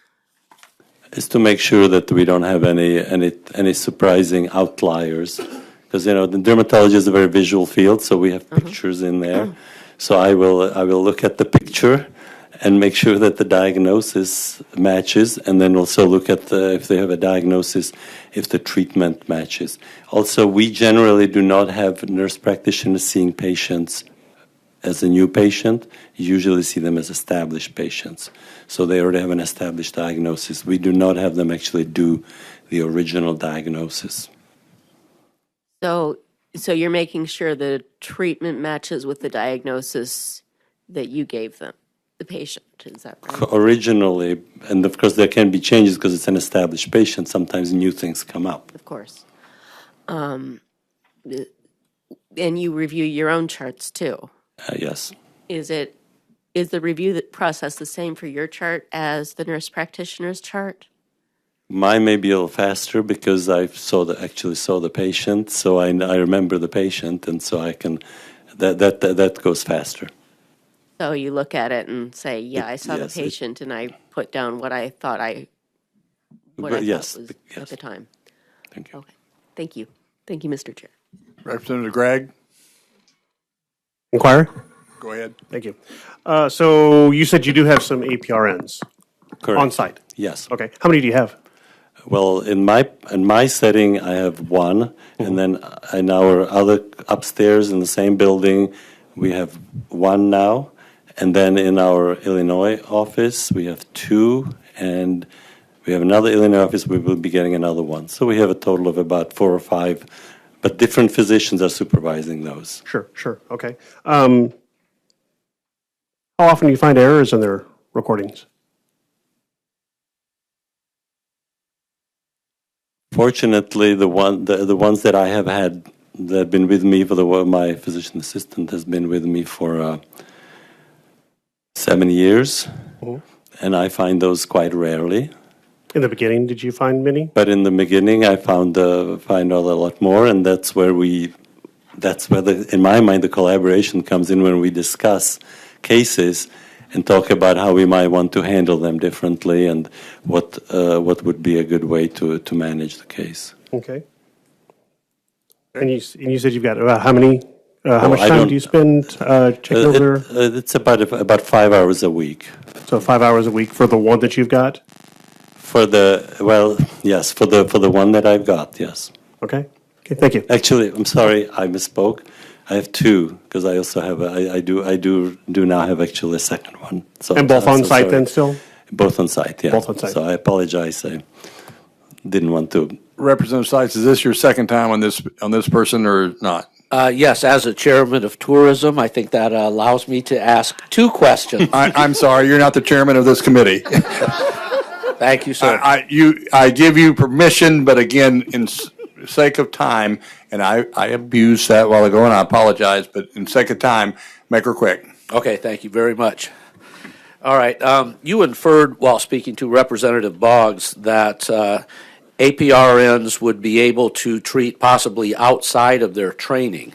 And I'm looking at the bill, it says, page 40, line 45, practice of advanced practice nursing, the performances for compensation of activities, services consistent with the required education, training, certification, demonstrated competencies, and experiences of an advanced practice registered nurse. So I'm seeing right here in the bill that I don't think they would be able to treat patients outside of their training. That would be part of the law should this bill pass. So the reason I mentioned that there would be no more checks and balances is because the Board of Nursing determines the scope of practice for advanced practice nurses, and at least so far they don't seem to find any restriction in their opinion. So that is why I was referring to that. So right now, you still have the physician that's involved in the care, so that to make sure that there's nothing that happens beyond where it should be. Okay, thank you, Mr. Chair, for your indulgence, and I owe you one. When I come to tourism, I'm one up. So, all right, Dr. Thomas, Representative Thomas, I'm sorry. Brief inquiry, please. Go ahead. Thank you. I just wanted to thank you also for being here and to comment that it would make perfect sense that at this point, because you're in a collaborative practice arrangement, that you wouldn't be finding a lot of errors because what you're reviewing in the chart, if I would understand correctly, would be if there had been questions about a particular diagnosis or an intervention or something that needed to be done, you've already worked with your collaborator, and that person probably would have been contacting you and working that out before the patient visit was over and before the documentation was done, so that one would expect that you have a good ebb and flow in your working relationship, and that ultimate documentation is the collaboration between you and your nurse practitioner, and there should be minimal errors at this point that shows the effectiveness of ongoing collaboration. Would that be a fair assessment? Exactly, and every day I have my work with my. They call me over with a patient that actually comes within those 5 hours as my supervision. So I go over and they have a question about a patient, about something that they want help with, and we help her with a physician assistant. It more often is because she helps me with closing, suturing up, and it's because she has a finger in the dike and there's some bleeder that she needs assistance with. So that to me is the collaboration part of it. It's that we work together, and in close collaboration, I think, is the key to optimal care. Thank you. Other questions? I have one real quick one. As former president of the Missouri Medical Association, what's the average cost to get through medical school, through medical school, not residency? Do you know that number? It is north of $200,000 to do that. Now, that is at a private medical school. If you go to state school, it might be less than half that.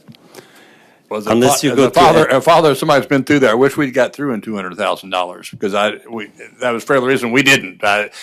We don't know what the average is. Well, the average. So as I said, private schools are north of 200,000.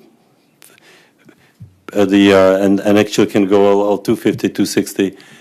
Public schools are going to be in the 50 to 100,000 range, the much lower range in state schools tuition. Talking about it 4 years or a year? That's 4-year medical school. Now, of course, you have 4 years of college before then, too. Right. So that will add some more. Except if you go to my alma mater, which is New York University, which actually eliminated tuition for medical school a few years ago. You're talking tuition only, not room, board, yes. books. Okay. And of course, it was after I graduated, so I wasn't too happy. Sorry. So could that amount of debt, what would that, if you're competing with that amount of debt for medical school, could that inhibit people from going?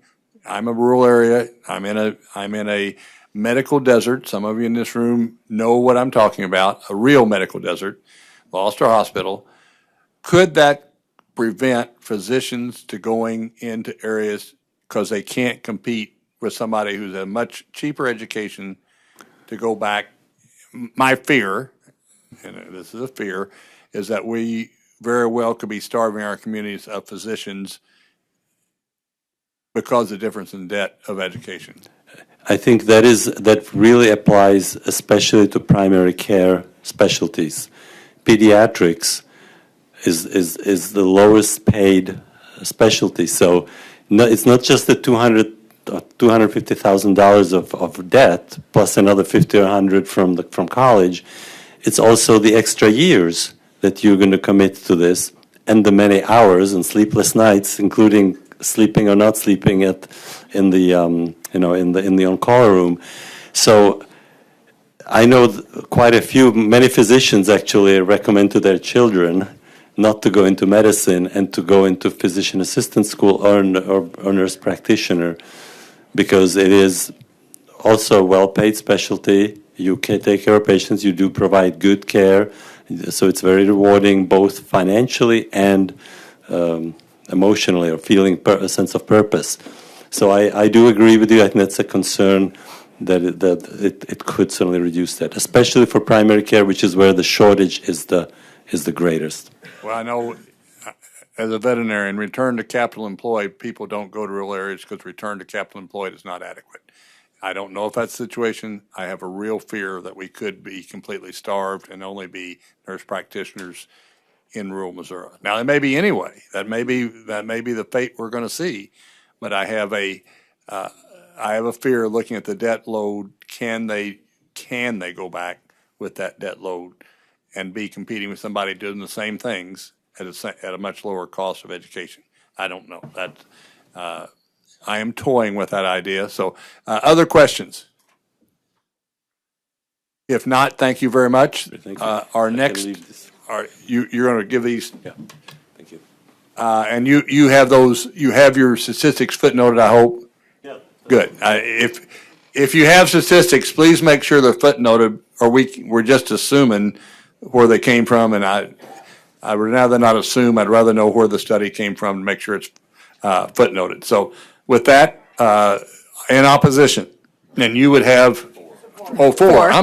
It's okay. Four. I am confused already, and it's only 6 o'clock. It could be 12. It has been a long day, right? Not yet. It hasn't. Hang in there. So I would like for you to go ahead, and again, about 3 minutes. I will give you one when you got 1 minute left, and try to wrap it up. All right. And again, I'm not being picky, but we're all seeing how long it's going to take, and it looks like it could be a long time. Could be a long night. So yes. Go ahead. Thank you all very much. My name is Karen White. I'm the CEO of Missouri Highlands Healthcare.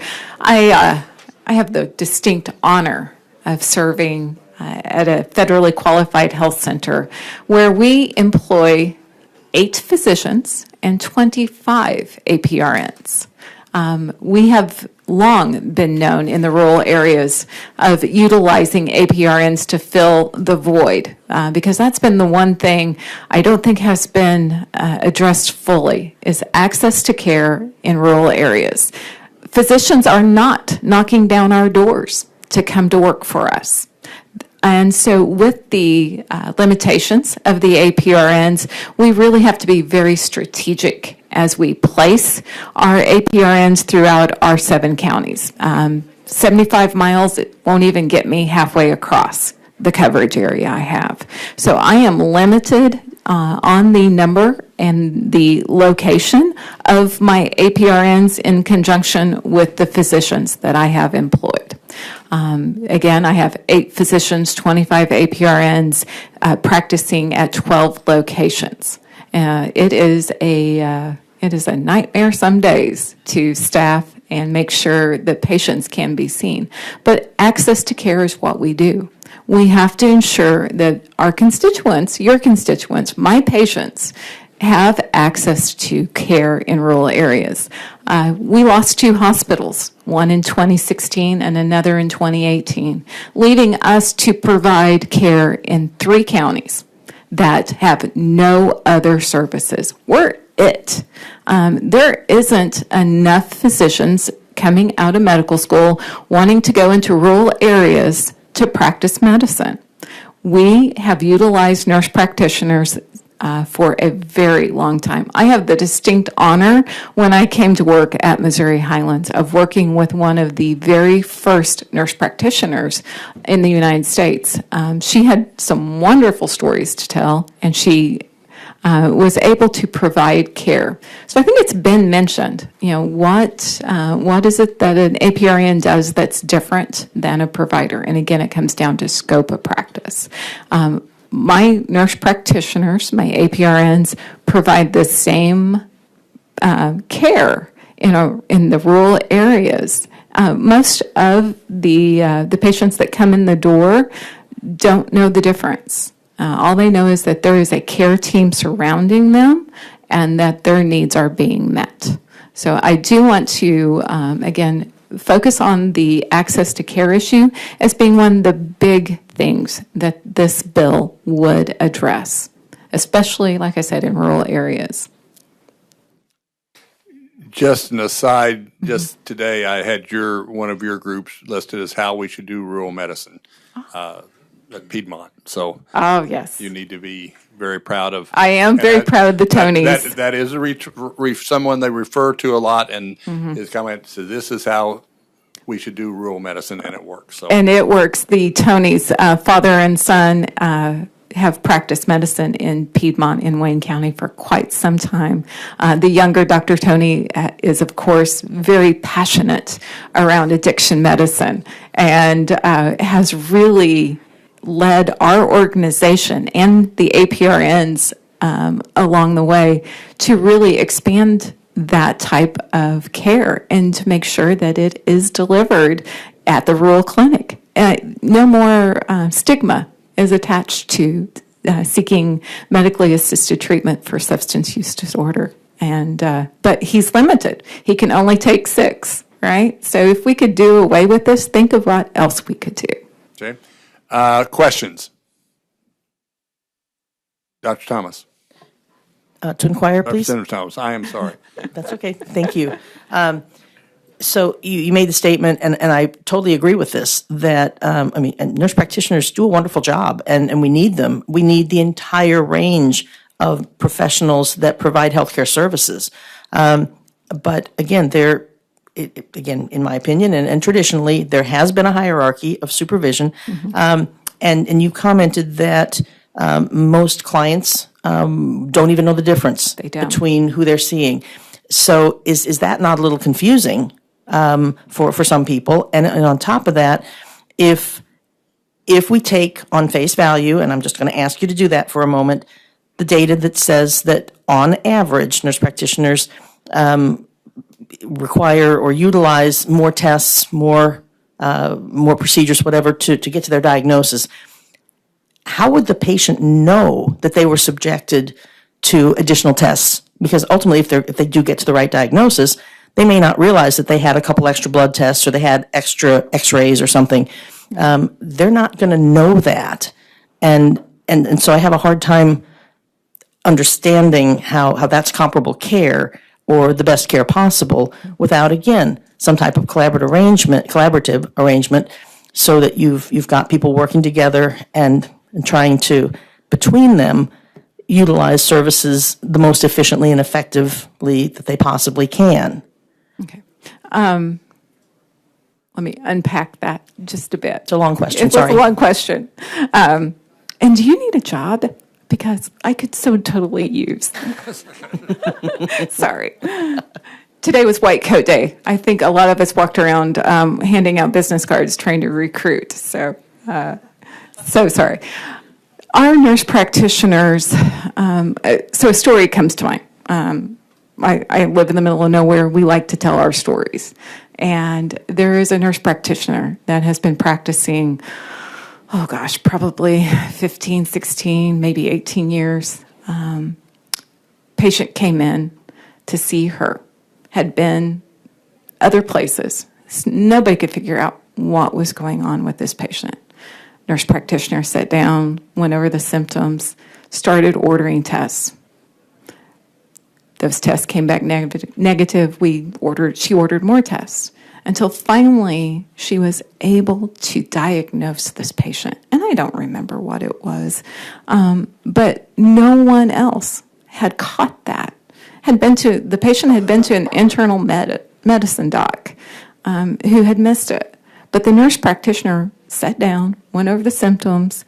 So my argument back, or not really an argument, as much as a statement, they look at what is being presented by the person before them. And in my rural area, I have people with a 2 to 3 is average, 4 to 5 is more normal, comorbidities. Where do you start? You start with the test. You start with the basics. You start with the knowledge. Yes, folks can diagnose based on symptoms, but isn't it better to diagnose based on data? And that's what they do. They get history is data. History, a good history is data, and all physicians are trained in doing that. And review of systems is that's so one important. of the issues that because there's additional training, a physician can come in and immediately rule out certain conditions and not have to start with basic tests because they already know those aren't part of the picture. and can jump into But more for the most sophisticated part, tests. And again, I'm clearly yeah. speaking in generalities, but from my own experience, I worked in the VA system, among other places, had nurse practitioners, psychiatric nurse practitioners, very well trained, long-standing.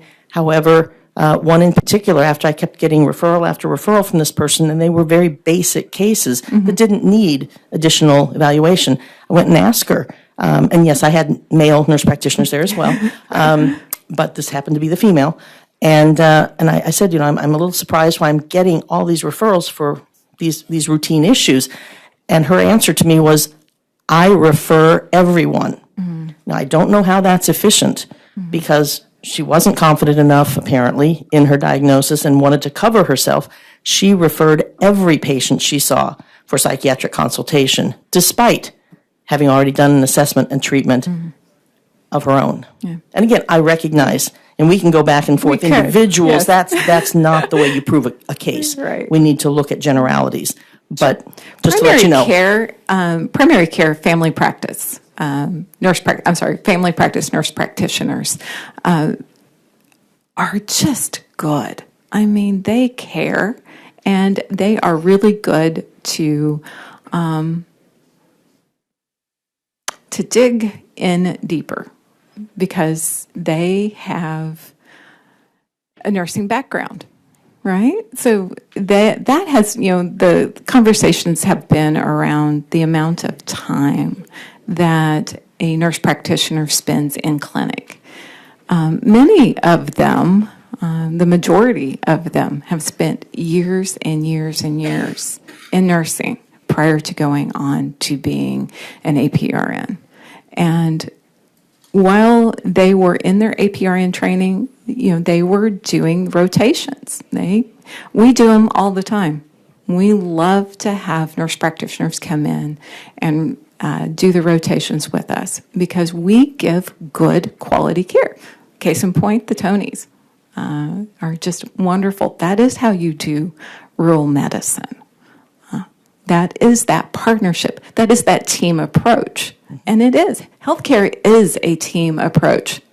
And I think giving APRNs a little more, I don't want to say, how do I dare say this?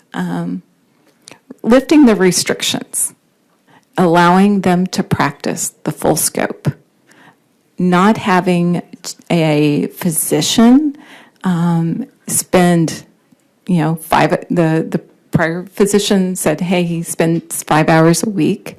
That's time away from our patients. Those physicians doing those chart reviews, that's time away from patient care. Does that fix our access issue? Taking that away would allow a lot more time for physicians to see patients face to face. Well, I appreciate your perspective. I don't like the subtle implications that nurses care and doctors don't. Oh, no. I don't ever. I have. The way that was phrased, I have no issue with that. Yeah, so sorry. But again, I appreciate what you all do.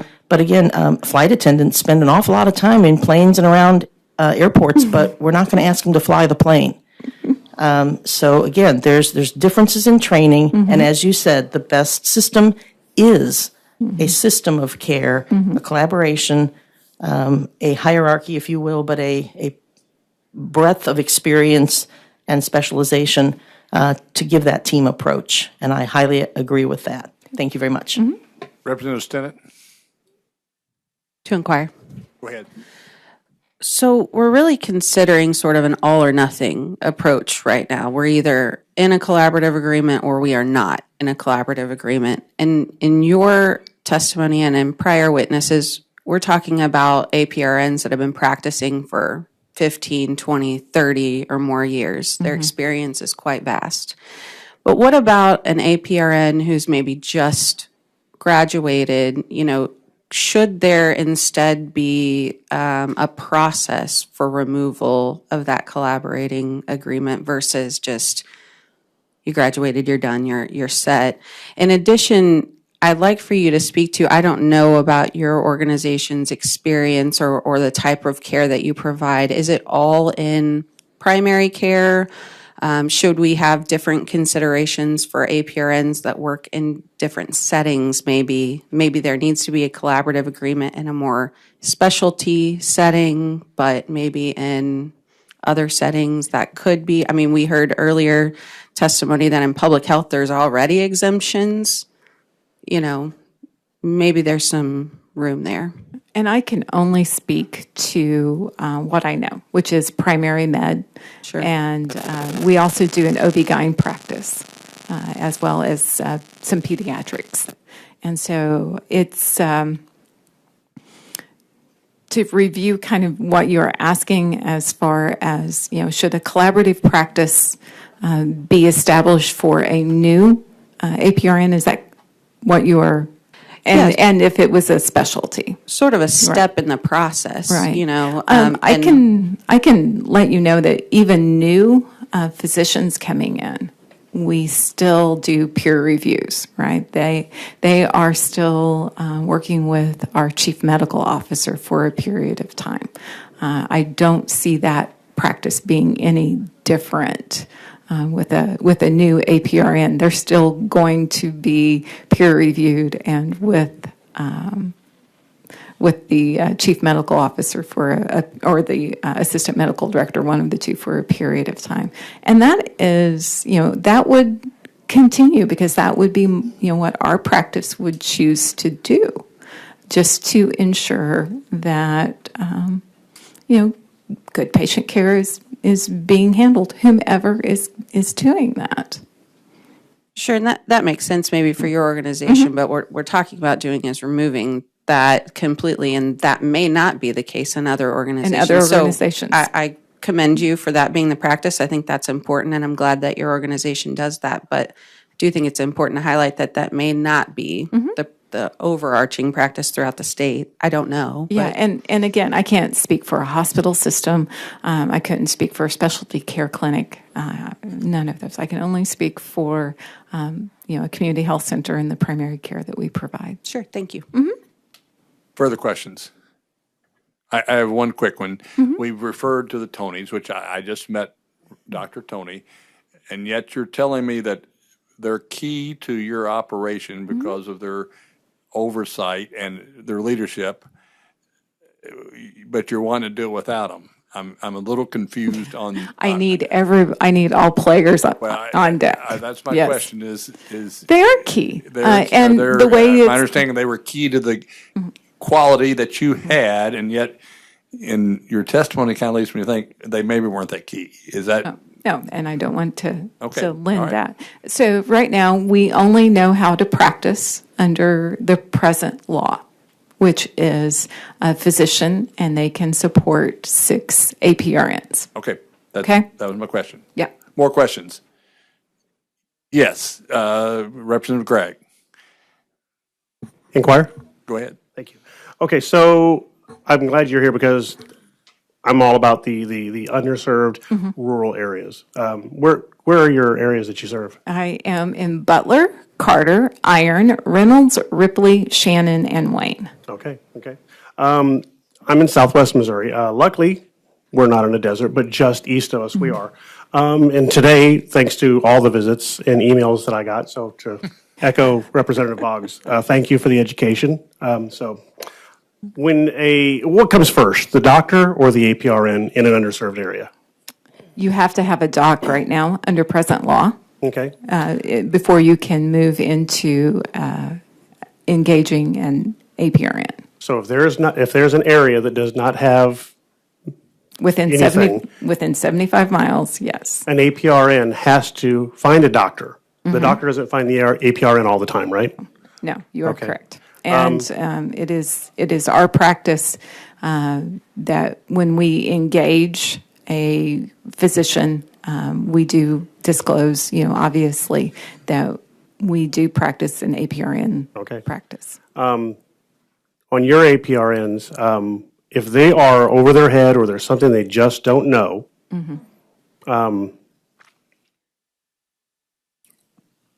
without the collaboration, what would they do? depending on what it is. So I can think of a time when I had an APRN practicing in Annapolis, Missouri, who had a patient come in with a problem. I believe it was a podiatry problem, and called the one of the area podiatrists, which was a couple of hours away, and did a phone consult, and then set the patient up for a specialty care visit. They do recognize, obviously, when there is an issue that is beyond what their training and scope is. Okay. And if they did something other than just, ordering too many tests or anything like that, we're talking major, because that's really the big fear. They do something they really shouldn't be doing, and there are dire repercussions from a patient. What are the repercussions down the road if we vote this in? And they do something, messes up, and the patient is scarred or lifelong. What would be the repercussions for an APRN? I would presume, since I am not an attorney, I don't know what the repercussions would be, but I would presume that there would be a lawsuit on that. So the APRNs are taking this real seriously because they know the repercussions down the road then. Okay, thank you. Further questions? Representative Courtway. To inquire, please. Go ahead. Thank you. Thanks for being here. I see where rural counties are struggling, and so I'm not one way or the other yet on this bill, but I have a question. So let's say Representative Dr. Thomas and I both come to work for you, and you set us up in a clinic, and she's the doctor and I'm the APRN. What would a difference in salary be? Because I'm just trying to see if maybe this is beneficial to the clinics that they can pay less, or if it's truly because we want to get the care there. It is, I would say, for most people who run a health system, it is a little bit of both.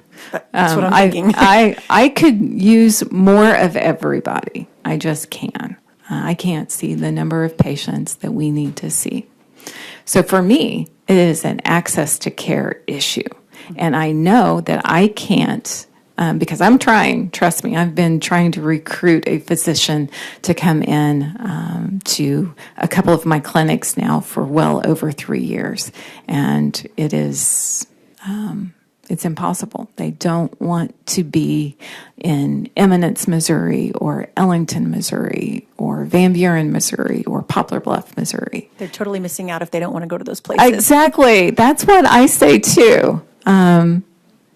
But I can get an APRN to fill those needs. And then is there a difference in that salary? There is a difference in salary. Like it's half. It's typical to see an APRN salary being about half of what a physician is. And do you think if we would pass this that they would start to expect more, the APRNs? I don't know. There would be more opportunity for them to go to work.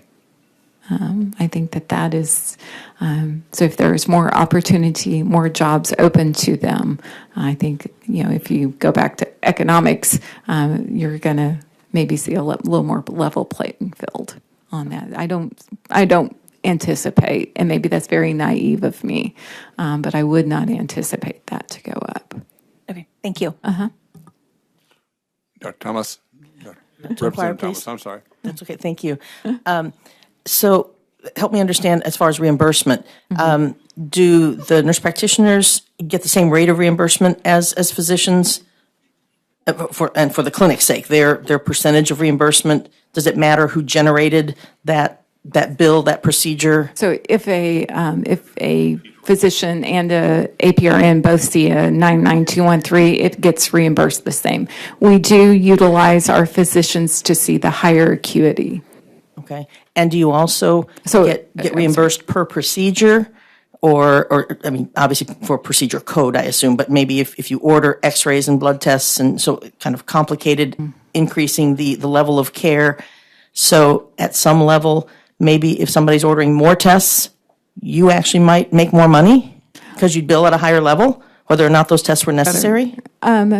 There is some reimbursement, so I will tell you, ancillary services typically are not very high reimbursement.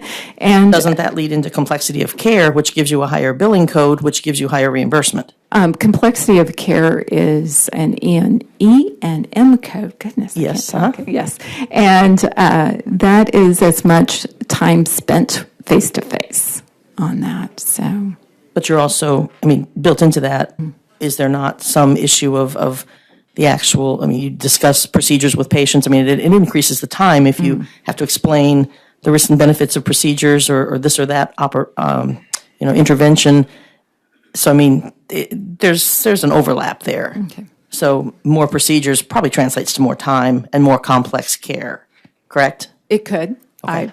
Again, we've And not therefore really higher looked at reimbursement. that.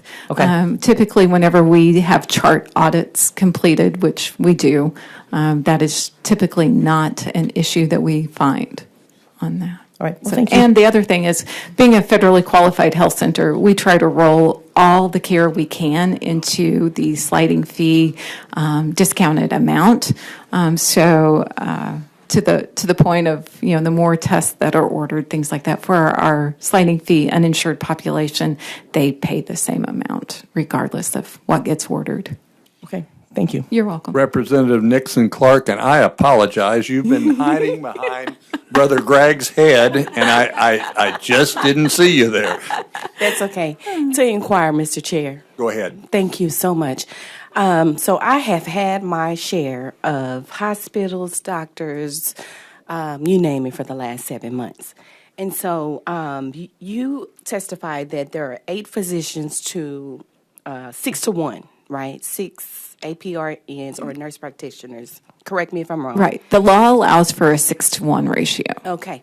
And is this because of the caseloads from the doctors not being able to physically handle, or if they're not available, you typically would see a nurse practitioner, correct? That is correct. Okay. And also, like hospital stays and things like that with the RNs are able to see firsthand, not with the doctors or the physicians present, correct? Okay. So my question is, with that being said, the nurses or the APRNs, they do require a certain amount of training, correct? So when they come out of school and they are a RN, how many years of training do they require to get to the APRN? An RN, I believe, is a bachelor's degree, and somebody that is in education will have to follow up on this. And then an APRN would be additional training on that, and so they can get a master's, or most of ours have a doctorate. Okay, so estimate how many years? So a doctorate would be what is that? So a master's is 6, and a doctorate's 8.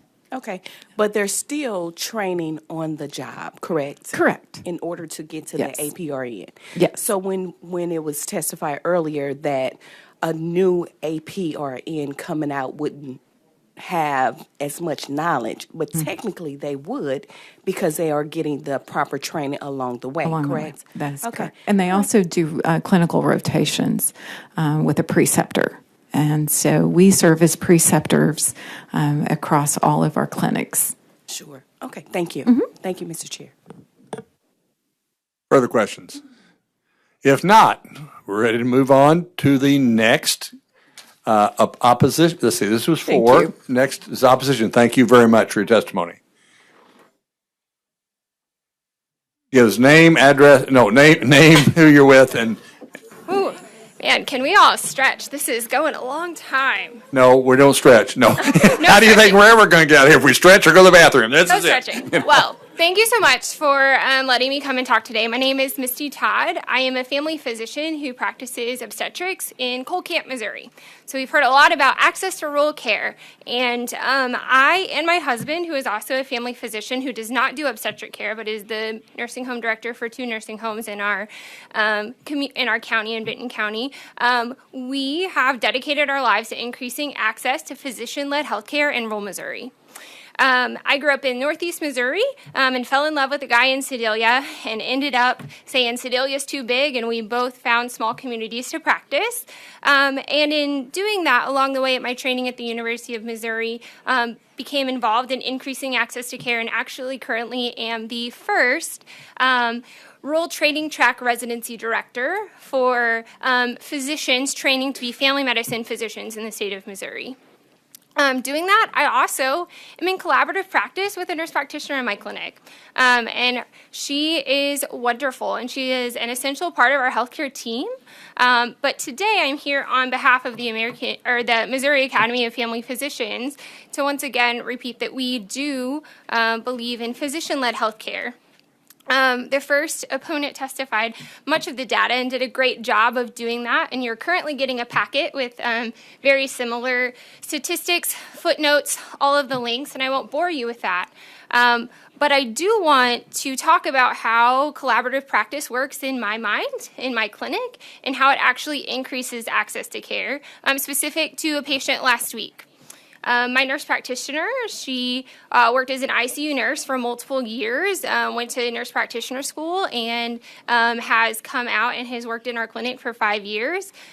She sees patients when I'm not available, and she has her own patient panel. One of her own patients came in and said, I have some postmenopausal bleeding, and for many of the healthcare workers in the audience, postmenopausal bleeding is cancer until proven otherwise. And how do we prove that? We do an endometrial biopsy. So I'm on my part of the clinic, she's on her part of the clinic, and comes and says, I'm not sure, do I need an ultrasound, do I need a biopsy, what do I need to do? If I need to do it, I can't do it. I actually stop my clinic, I go over and do the biopsy for the patient. So the patient has less visits, the time from symptom to tissue diagnosis is decreased. She has less copays because less clinic visits, and is hopefully on her way to gyne-oncology wherever that may be. And so that's what collaborative practice looks like in my life. I also want to speak to, increasing access to healthcare. So I'm there training physicians, and there are those of us out there that want to take care of patients in rural Missouri. We're passionate about it. We speak farm, we speak cattle, but we also speak healthcare, and we speak medicine, and we're trained in evidence-based medicine. We want the best for our patients, and we believe that as the rural training track produces more physicians, we'll be able to increase more collaborative physicians. But my husband and I are in 2 separate clinics. We started our practices there right as COVID was going, and we were overworked, and we needed more help. And we looked to have collaborative mid-levels, whereas it be a NP or a PA. And we actually put out job openings in January of 2022, and we did not hire anyone until September of this year, of 2022, and actually could not start practice with her until December of this last year. We had 10 applicants over 9 months. We interviewed 3 of those, and it wasn't because the applicants weren't kind that we didn't choose them. It wasn't because they didn't have degrees, because they did have master's levels degrees in advanced practice nursing. It's because the skills and the experiences they had in school did not prepare them for medicine in rural America. When we asked things like, tell me about the procedures you've done, we leave it a little bit open, and one of the applicants was very excited. She was like, I'm really good at injections. And so we're like, yeah, tell us about the injections you do. Like, we do inpatient and outpatient medicine as family physicians there. We do shoulders, knees, hips, fingers, trigger fingers, lots of things, because getting to orthopedics is difficult.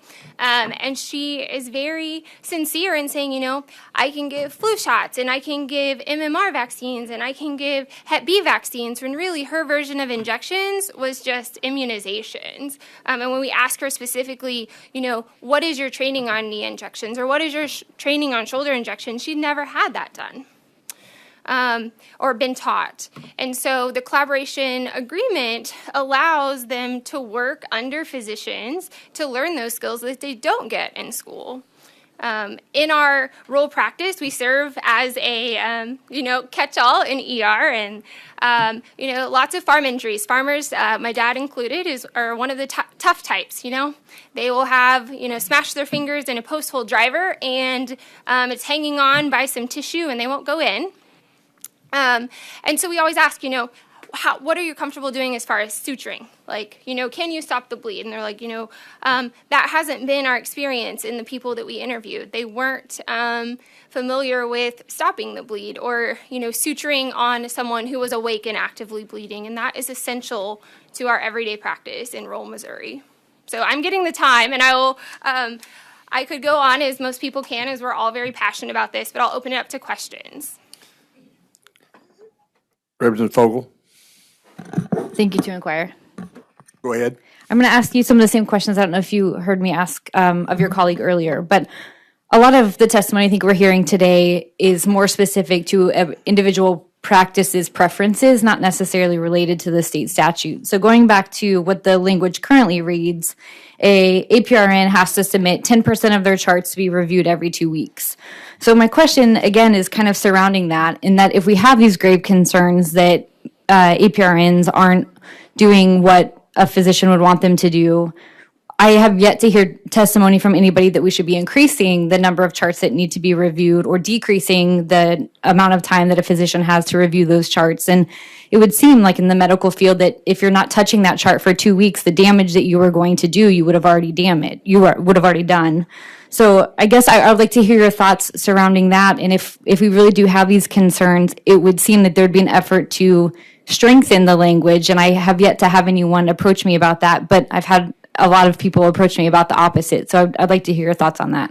Sure. I think in my specific case, and I can speak for my husband's, as sometimes wives like to do that. But in my collaborative practice, when I started, I reviewed every one of her notes for the first 3 months and really built that trust relationship. She had been there before I did, and I was the newcomer. However, pointing out things like evidence medicine, we don't need a pap smear every year anymore. Pointing out that, colon cancer screenings have changed. Everyone doesn't need a thyroid screen every year. Those things we talked about as those were coming. So it didn't seem as lumpy at the end of 2 weeks, where it's like, here's all of these things I saw that were wrong. It's generally creating a relationship and changing practice styles over time.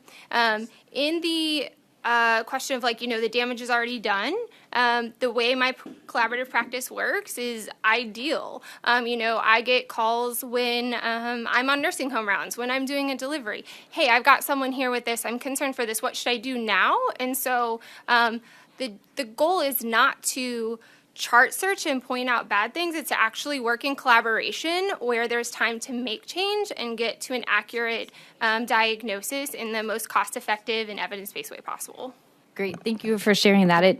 It seems like, of course, in all professions, you have people who do things differently within their own practice. And I'm trying to decipher if the testimony that we're hearing today on behalf of the doctors, if that's common practice across the board, because I hear a lot from APRNs that their collaborating provider does not provide that support, and they're 75 miles away, and it's not a hallway consult because that person isn't physically located in their building.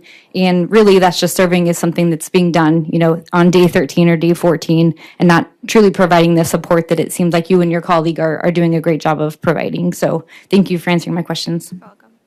Further questions? Representative Seitz. Yes, to inquire. Go ahead. I'm looking at one of the handouts that was passed out. It's entitled Patient Risk and Malpractice Concerns with Non-Physicians. And I'm going over some of the points. In point number 9, it states, many malpractice cases in primary care or family medicine were related to a nurse practitioner's failure to order a medical test or to obtain and address test results. And yet I heard earlier testimony from your predecessor that, and even some comments here, that too many tests were being given. This says too few tests were being given. Some of these negatives, and when I present a bill, if I'm favorable to it, if it's one of my bills, I'll type up a page and find all the positive quotes that I can find and the positive happenings. Could many of these negative instances that could be applied to APRNs also be applied to physicians? If you dug deep enough, you could find malpractice and things like that involved with physicians as well. Is that the case? I agree. In the current way that the medical system is set up, physicians are able to hold each other accountable and answer to the Board of Healing Arts. And so under the proposed legislation, that even though they would be providing and being able to order similar tests, and I think what they were getting at this is sometimes not knowing what to do with the test results is a problem. There's kind of a decision paralysis regarding what to do with that after. How do we hold APRNs accountable if they're not under the same regulatory body that physicians are who are ordering the same test? I understand. Could that also be applied to physicians as well? Holding them to a certain standard through misdiagnosis or something like that. I'm looking and reviewing these, and I think they could also be applied to other members in the field. Sure. And I think that is where we do hold each other accountable as physicians. And so it seems peculiar to me that if they are wanting to order the same test and prescribe similar medicines, why would they not be held to the same standards that physicians are? Okay, thank you. Further questions? If not, thank you very much. And for those of you who aren't familiar, she and her husband are at Bothwell, which is a unique rural medicine practice situation. And she's very passionate about that field. So that's not a pro or con. I'm just saying, if you haven't studied that certain unit, you might want to talk to how they work it. Let's see. We are down to a con.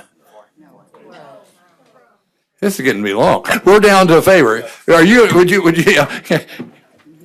Representative Boucher is going to keep me on track here. So, Mr. Chairman, you asked for a con. I is stepped right up. What are we? That's where I fit if in you're here. coming up as a con, you are in opposition. I'm in support. Oh, you're in support. Sorry. All right. I think I'm in the correct order. Proceed. Yeah. Give me something else. Shannon Cooper tonight, representing United We, an organization that works very hard to remove regulatory barriers to allow women and minorities to have great job opportunities. And those of you who know me will know that I am not a physician or an APRN, but I am probably an expert at how we can use this legislative body to block out competition. And that's all this is about right now. And we've had a lot of passionate testimony talking about education, talking about a lot of things that aren't accurate. But the fact is, APRNs have the right to practice in 27 states. The world has not fallen apart. Thousands of people are not dead in the streets. And all we're asking for is to let folks that want to come out and practice healthcare in rural areas like where I'm from, places that the folks that are here tonight opposing this, they either don't care about or don't want to come practice, but they want to tell people they don't have the right to come out there. And I think it's nonsense. I think it is time that we, as a legislative body, you look at what's going on in the state of Missouri, and we have a group of qualified people that are sitting right behind me that are willing and able to come out into these areas and help your constituents out. And I think it's a shame that we have struggled with this issue for so long when there are so many people out there in need. And I heard an earlier witness talk about the opioid crisis and try to blame it on these folks who can't even write a Control 2 script.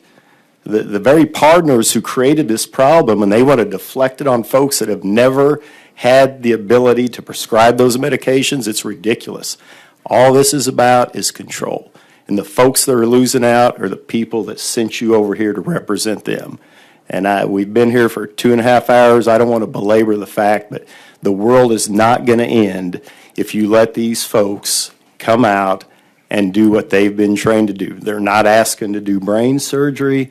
They're asking to put their passion into helping the people that sent you over here.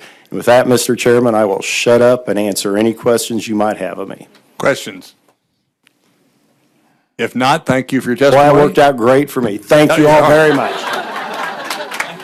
Let's see, that was in support, right? Representative Boucher, keep me on straight. Opposition. Thank you, Mr. Chairman and the committee. I submitted some online writing for you. My name is Dr. Jeff Davis. I'm the current Assistant Dean for Clinical Affairs at A.T. Still University in Kirksville, Missouri. I live in Memphis, Missouri. It's in Scotland County. It's very rural.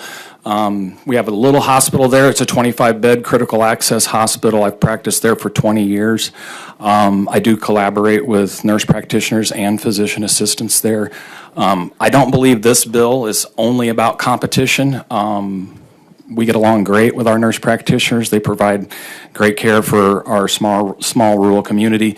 We actually operate 4 rural health clinics, one in Edina, which is in Knox County, one in Lancaster, which is in Schuyler County, and one over in Wauconda, Missouri, which has about 500 people that lives in it, in Clark County. And I wanted to take just a few minutes to make a couple of comments, maybe answer a couple of questions that I've heard as I've listened to some testimony that I didn't know if got clarified for the committee.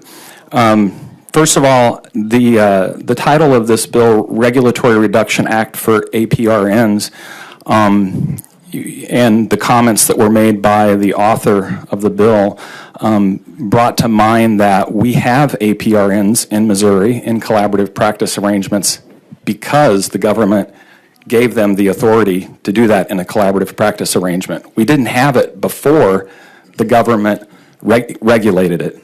So as we've seen since that regulation, I think it started with 30 or 35 mile radius, and then it went to 50, and then it went to 75. And actually just a few years ago, for those of you that were here, I was, and we were told by nurses that 75 miles would cover every part of Missouri.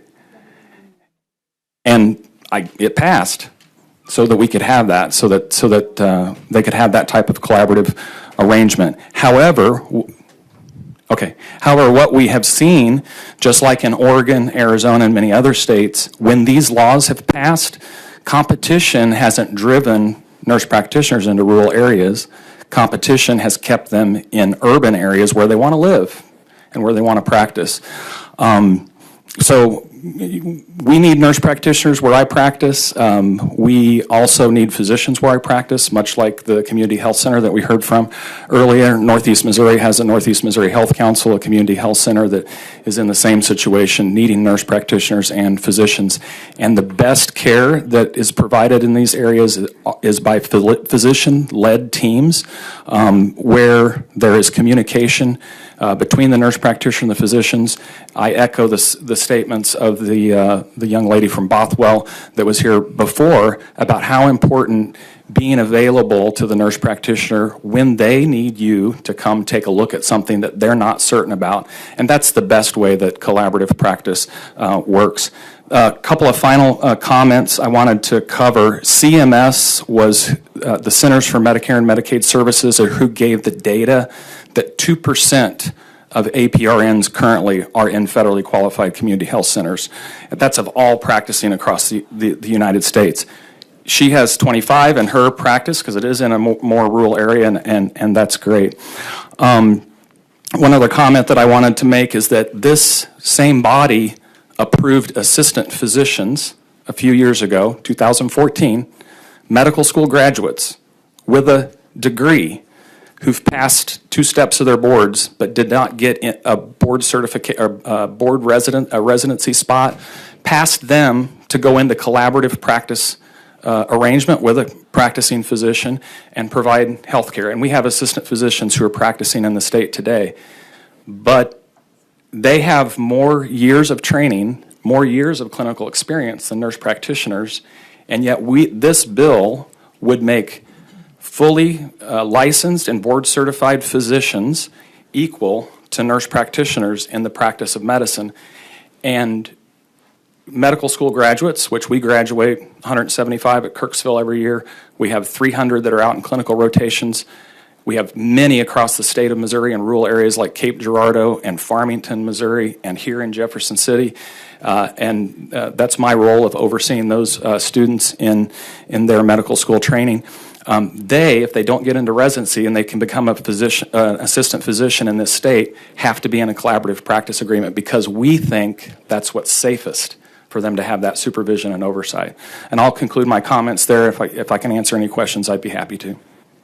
For those of you not familiar with Missouri geography, Wyconda is the Ellington of the north, and Edina is probably equivalent to the Piedmont of the north. So if you're from the southern Missouri, these are very, very, very small, especially Wyconda, extremely small. Right. And you got to hunt to find it. So with that, Representative Boggs.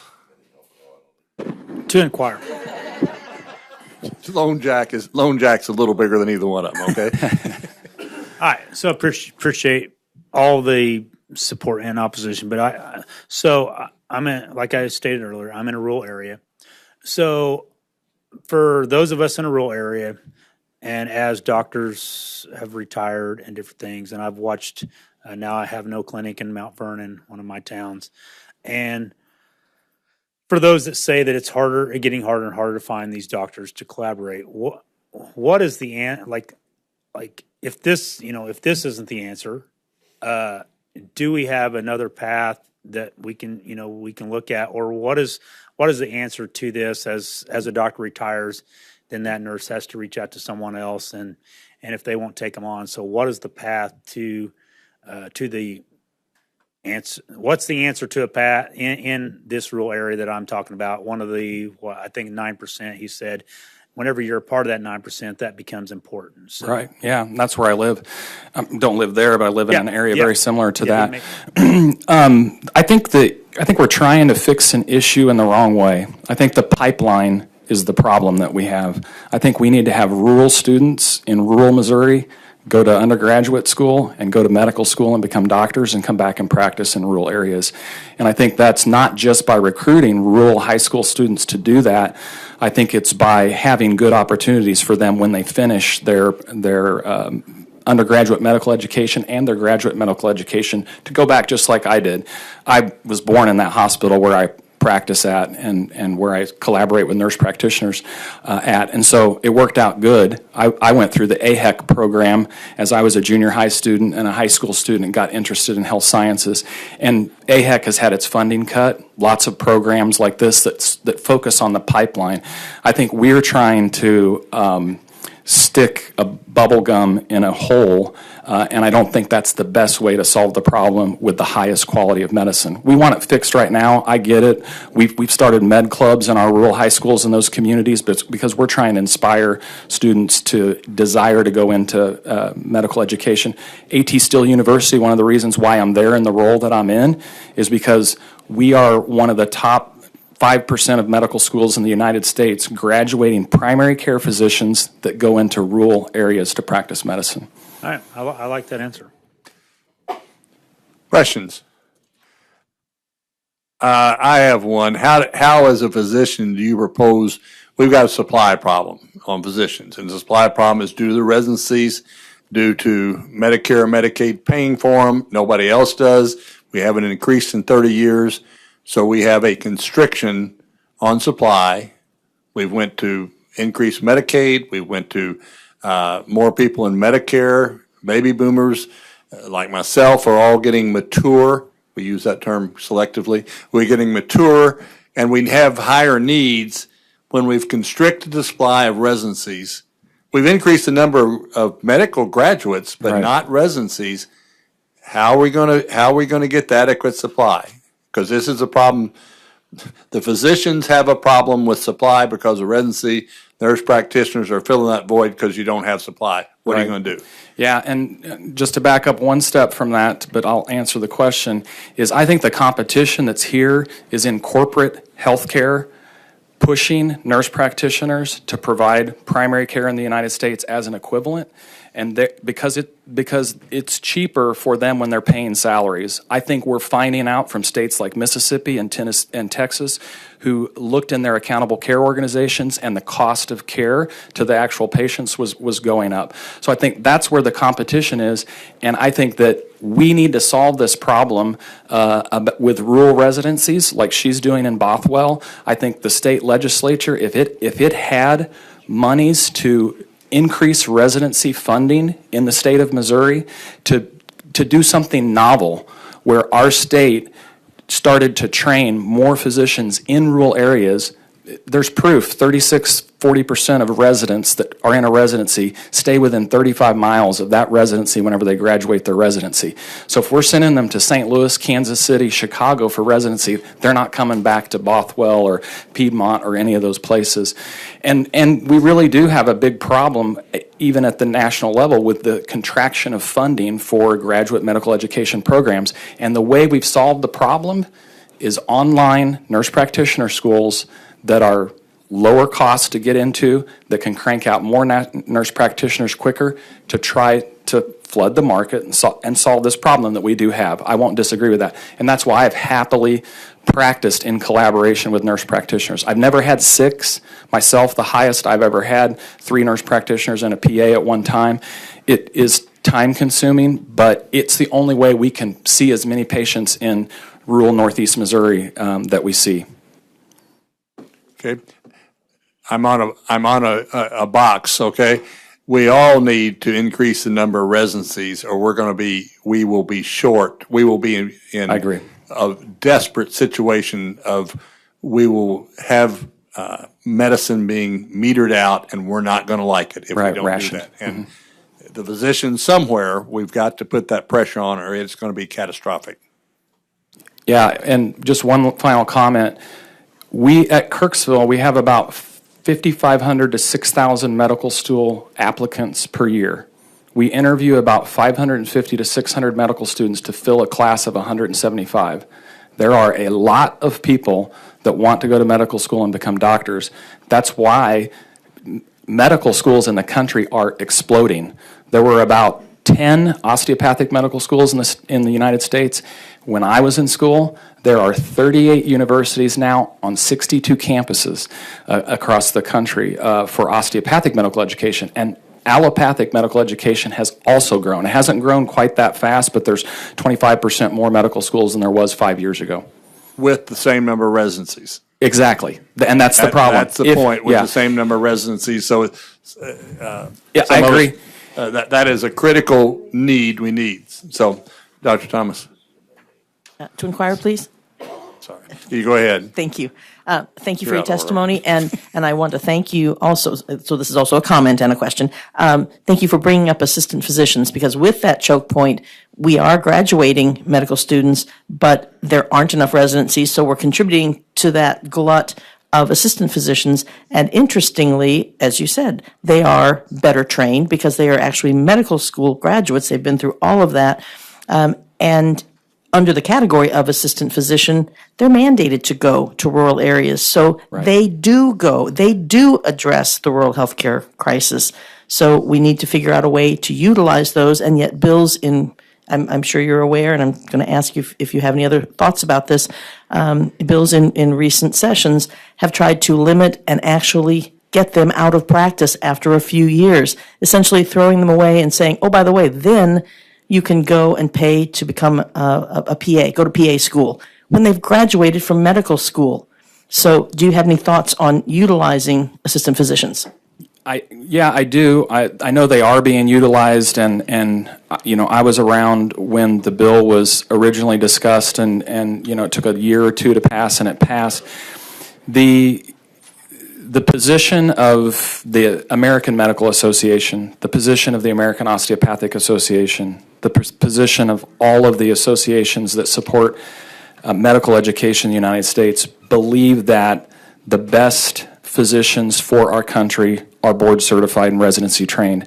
I was at the Board of Healing Arts 4 years ago when the board here in Missouri of Healing Arts planned to restrict licenses for physicians to require board certification.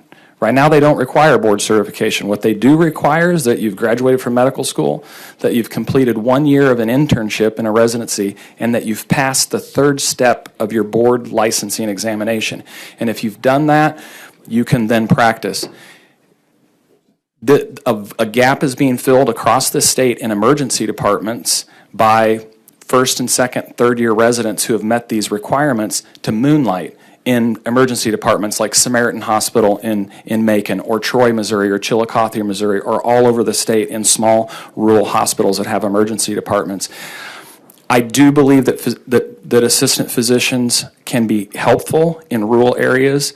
I am concerned also about allowing them after 2 or 3 or 4 years of apprenticeship to then be fully licensed, just like I'm concerned about this bill giving equal licensing rights and authorities to nurse practitioners. But I do think that if we had rural residencies in our state, that we were home brewing, that maybe we were even finding private funds to fund residencies, we could train those assistant physicians during those years in a organized training system where then they could stay in Missouri and practice for the next 10 years if we help you do this. I mean, there's possibly some ways. May I clarify a comment I made? Yeah, quickly, yes. Okay. Yes, I did not in any way intend to talk about an alternate pathway to licensure, because as it stands right now, assistant physicians need to work in a collaborative practice arrangement, and I fully support that. And again, if they are not able, for a variety of reasons, to secure a residency, to continue in that collaborative practice arrangement, the bills were to actually limit the number of years somewhat, and to very short, to the time that a person could stay in that collaborative practice arrangement and then could no longer practice, which again is throwing away trained physicians. So like I said, I'm for collaborative practice, and again, with the rural mandate, this would make a difference, and I just wanted to clarify in case I hadn't made that clear before, so thank you. Okay, other questions? If I could just make one more comment, Chairman? Quickly. Okay. My nurse practitioners, over 20 years, I've probably been with 9, 10 different ones. Right now, there's 3 nurse practitioners and a PA. I've asked them routinely through the years if they desire independent practice and to not have collaborative practice with me. And we've had one through that whole time that told me she would, and she's now practicing in Alaska on the Kenai Peninsula at an Indian health service, and she is practicing independently. And I congratulate her. I'm friends with her. I communicate with her. But all of the rest of them have said no because they are comfortable with the relationship that we have, that they can come to me, that they can come to one of my other partners that are in a collaborative practice arrangement. And this bill would remove the opportunity for a nurse who wants to continue in a collaborative practice agreement, and they all would be independent because it's struck out. Now, could they come and ask me a question? They can, and if I have a great relationship, then we work in the same practice, I'm very likely to step in like the previous speaker did and run down and go do the endometrial biopsy, but I would no longer have to. I wouldn't have to review charts. I wouldn't have to collaborate. I could tell them they can schedule an appointment on my schedule and I can address the issue. That's another concern I have, that I'd like to see that we could continue to let nurses choose that if ever the state decides to allow independent practice. Okay. Representative Bragg? Point of clarification. Just want to make sure, did you, and I haven't read it, and clarify real quick if I've read it or something wrong, but this will make it so that APRNs can't work for you anymore? Is that what I just heard you say? They won't work in a collaborative practice with me. I would not have a collaborative practice agreement. I didn't read that. Okay. Because in every place where it says an attending physician or a nurse practitioner in a collaborative practice agreement, those are all struck out. Okay, I'm going to have to reread that. Yeah. And it would also possibly be, and I would have a question, is the collaborative practice agreement and the Board of Nursing going to continue to offer that pathway separate? You get to choose. Do you get to choose to be independent or in a collaborative practice agreement? And that would answer my question as well. So if that was fixed, So they could have that choice? I think it would be better than throwing the rest of them under the bus, just for the sake of the ones that do want it. So if I reread it and it's not there, it's... I wouldn't be in support of it because I don't think it's the best way to practice medicine. But rather than doing it this way, if there was going to be that opportunity for the nurses, because I think we're going to have a lot that, just like we've talked about, that feel uncomfortable when they come out and desire to have that collaborative practice arrangement with their physician. Okay, thank you. Okay. Representative Lewis. To inquire Go ahead. briefly. Good evening. I just want to provide a little bit of clarification. And first of all, thank you for coming here. That it doesn't, it just, what the bill does, it no longer makes a law that mandates that you have to have collaborative practice. The way you practice today with your 3 nurse practitioners and your physician assistant, you can continue that practice. It's your freedom and your choice and what's best with your practice and your patient population. And I think that's what we need to kind of refocus in on, is that I know a lot of people, including myself, enjoy freedom and liberties and to do what's best for our areas. And the chair and I have served on a healthcare study group, and we have a healthcare crisis on our hand. It was mentioned earlier that we are 43. You know, we've got a lot of opportunity. We've been working with the APRN practice since around 1993. And I think back of, my mom's a nurse by background. And when she first started, her job was to follow around the physician. And that's what she did.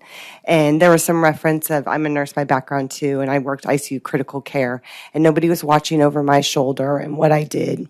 If I saw something suspicious or someone circling the drain or whatever, you know, I would raise the alarms, and I practice within my scope and training and education.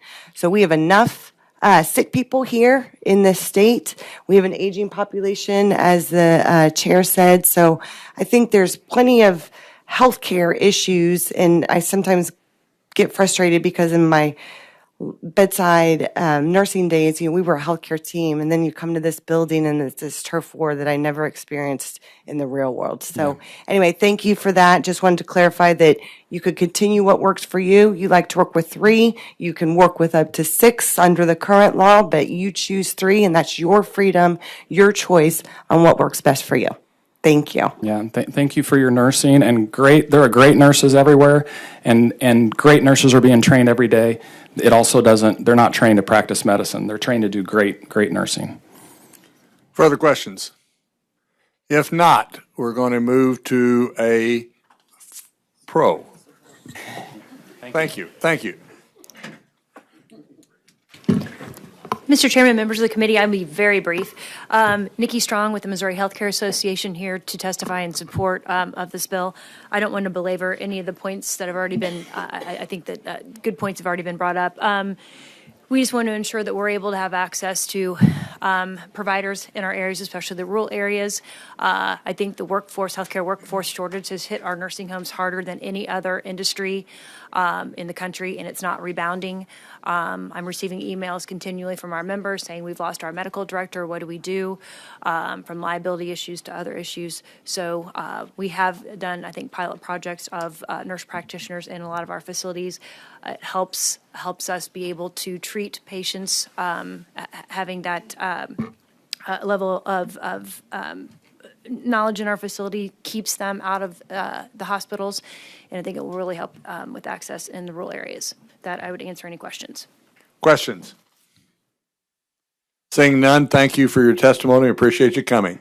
All right, Con.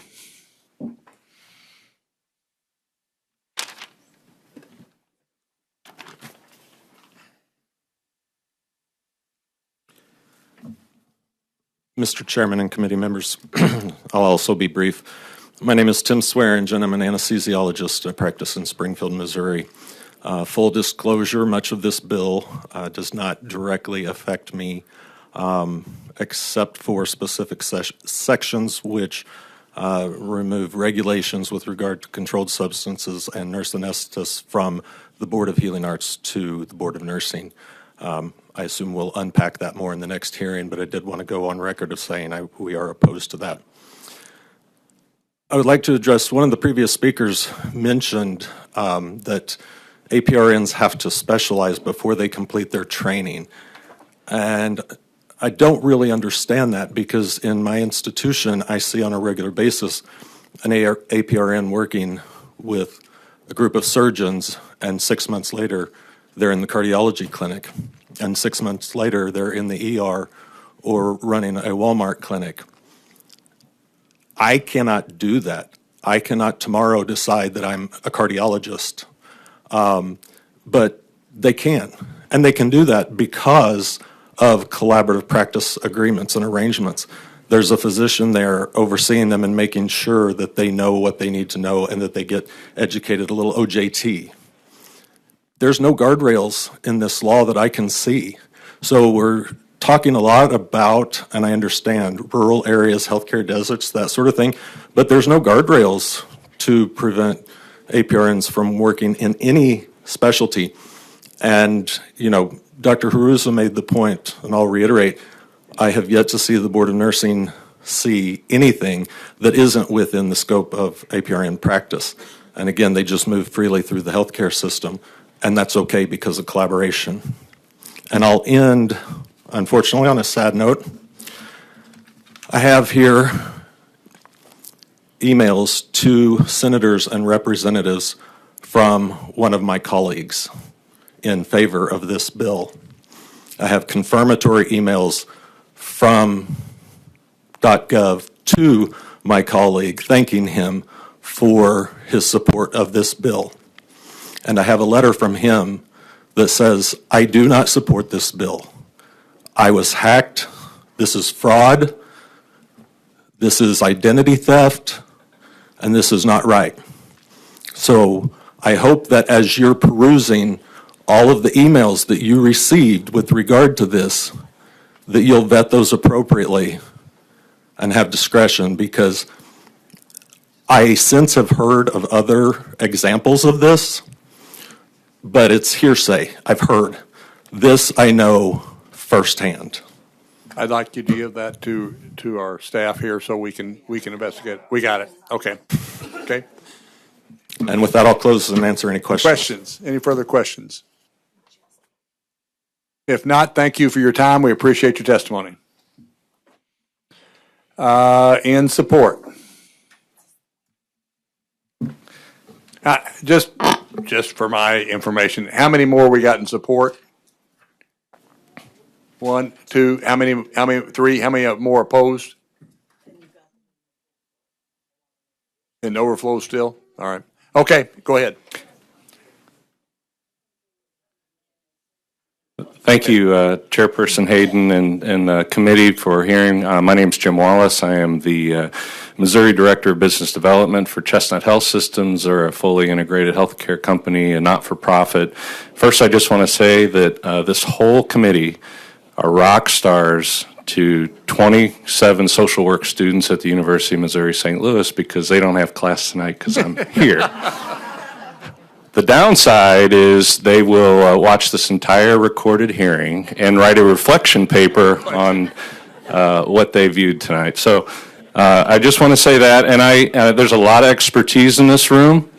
I give a different lens. I would say 4 years ago I really didn't understand the issue with APRNs in Missouri and some of the restrictions. So I think I can give a concise real-life example, and I'll do that here now. In September 2019, Chestnut was invited, applied, and was awarded a 3-year grant by the Jefferson Foundation in Jefferson County, Missouri, to address significant waiting lists, sometimes weeks, sometimes months, to access treatment in Jefferson County. We named our program Project Access, focusing on access of substance use treatment, youth-based mental health counseling, and medication prescribing, facilitated by our Chestnut APRNs. My role in this is to sustain and grow our programming, and when the 3-year foundation grant goes away, we don't go away. So we're there to continue to serve. One of my first roles and first challenges was finding a collaborating physician. I didn't realize it was going to be a problem, and it was a problem. And I failed miserably for 6 months trying to find a collaborating physician that could oversee and supervise our Missouri licensed APRNs. I had zero success. And then an amazing thing happened in March of 2020, a global pandemic. A global pandemic happened and rules were loosened and regulations, and we were able to, our APRNs, we have programming in Illinois, so our APRNs were able to serve, our Missouri APRNs were able to serve our clients, and our med restrictive rules in 2021 alone, our med prescribing team served over 400 children in our 5 Jefferson County school districts where we have embedded mental health clinicians. There were no issues with this adapted pandemic model of service delivery. I'm completely confident that lives were saved because the APRNs were able to practice their earned skills in a more independent fashion. In fall of 2021, the writing was on the wall, the pandemic waivers would end. I once again started the arduous process and quest of finding a collaborating physician for our Missouri APRNs. It took 6 months, and 4 months after 2022 started, and our use during 2022, once the pandemic waivers ended, the youth and family in Jefferson County had to drive to Illinois and be seen by one of our Illinois APRNs supervised by the collaborating physician agreement in Illinois. That was the only way our folks were able to see patients in Jefferson County in 2022. So this restrictive, archaic model currently in place in Missouri overseeing APRN functions is not designed to save lives. There's a better way. Working examples are to the east, west, south, north of us. I just ask that you please support the passage of House Bill 271 in its full form. And I'm confident you doing so, lives of Missourians will be saved. So thank you. Questions? Representative Seitz. Yes, to inquire, and I'll be brief. I see House Bill 271 as an issue of freedom and liberty as far as health care goes. Is there anything, according to your reading of this bill, is there anything in this bill that forces someone seeking health care to visit an APRN? No. So they would still have the option to see the primary care physician? Yes. Okay, then I restate that I see this as a bill that promotes health care, freedom, and liberty for individuals to make their own decisions about their health care needs. Thank you. Questions? Seeing none, thank you for your testimony. I appreciate it. Thank you. All right, so we need a opposition. Everybody, please sign. Make sure you sign the testimony sheets. And thank you, Mr. Chairman, members of the committee. David Jackson, testifying in opposition as a registered lobbyist on behalf of the Missouri Dermatological Society. I think to kind of wrap up some of this in a long evening of discussion, I think what this bill boils down to is, really whether or not you want physicians involved in that team-based healthcare setting, whether or not you want a nurse and a doctor working together, collaboratively, or separate. If the answer is together, I think there's a lot of work that can be done there. And we've talked to the sponsor and the stakeholders, and I think there are certainly improvements that can be made and adjusted to make sure that they're reflected to today's economy and practice and technologies to make sure that care is delivered in the most appropriate fashion in all areas of the state while maintaining quality. Where our concern lies with this bill is that it completely breaks apart that team-based model and tears apart that collaboration. And I think as Representative Stinnett may have mentioned, you kind of go two extremes, right? As either collaboration or no collaboration. And I think there's a lot of ways we can revamp how physicians and nurses are collaborating together to affect patient care. And I think it really goes down to that patient. It's not about the doctor or the nurse. It's about whether or not patients want a physician involved in their care and their diagnosis. And it's hard to paint with one, brush. And this is a big bill, a lot of different specialties. We're not just talking about primary care or, mental health. I mean, this impacts all specialties of all kind. I want to address a question I think Representative Fogel has asked a couple times regarding chart reviews. So last year, I talked to a lot of our physicians from different specialties and asked about chart reviews. because it's something that we hadn't had a lot of discussion about, and I really want to get their take on, if it's effective.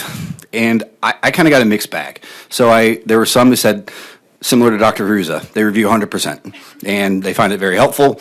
Others that said, I review 20% or, the amount required. And I think I had this conversation with Representative Lewis, and they indicated, sometimes it is retroactive. If you're working within a hospital system, sometimes you're throwing that chart review in a black box and maybe it's not reviewed.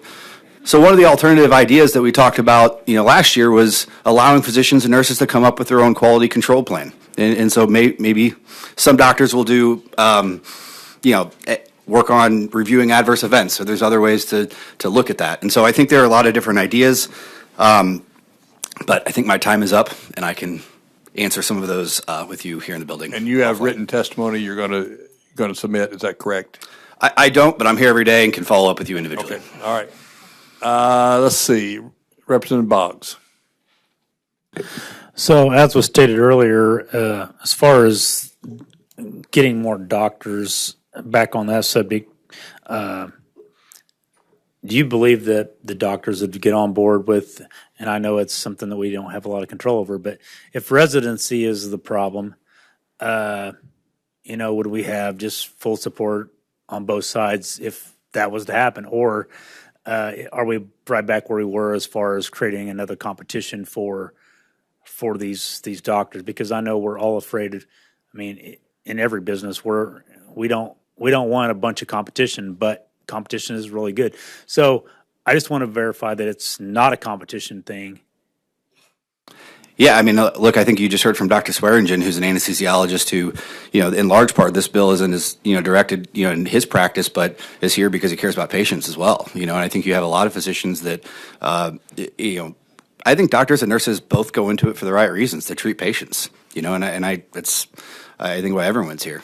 Similar when we talk about education discussions, it's about the kids, and this is about patients. And so I think that's why doctors go into this. And I think to Representative Lewis's point earlier, there's a room full of doctors over in that room that also are blown away by what sometimes gets characterized as a turf war, because they're used to working together and saving lives with nurses every day, and they don't like this more than anybody else. Sure, yeah, and I get that, but as you look into solutions, whenever your hands are tied because of Big Brother or whatever, when that happens and you can't open that door, or you can't open that gate or whatever, then I look at this as the avenue that we have in this house, and so I guess what I'm saying is, whenever you look at the options, if there's not a lot of options, then how do we fix these issues in the rural areas if we can't have more, if they're not available? And I don't know enough about how the residency part even works, but I understand that if there's only so many let out the gate, then it keeps down the competition.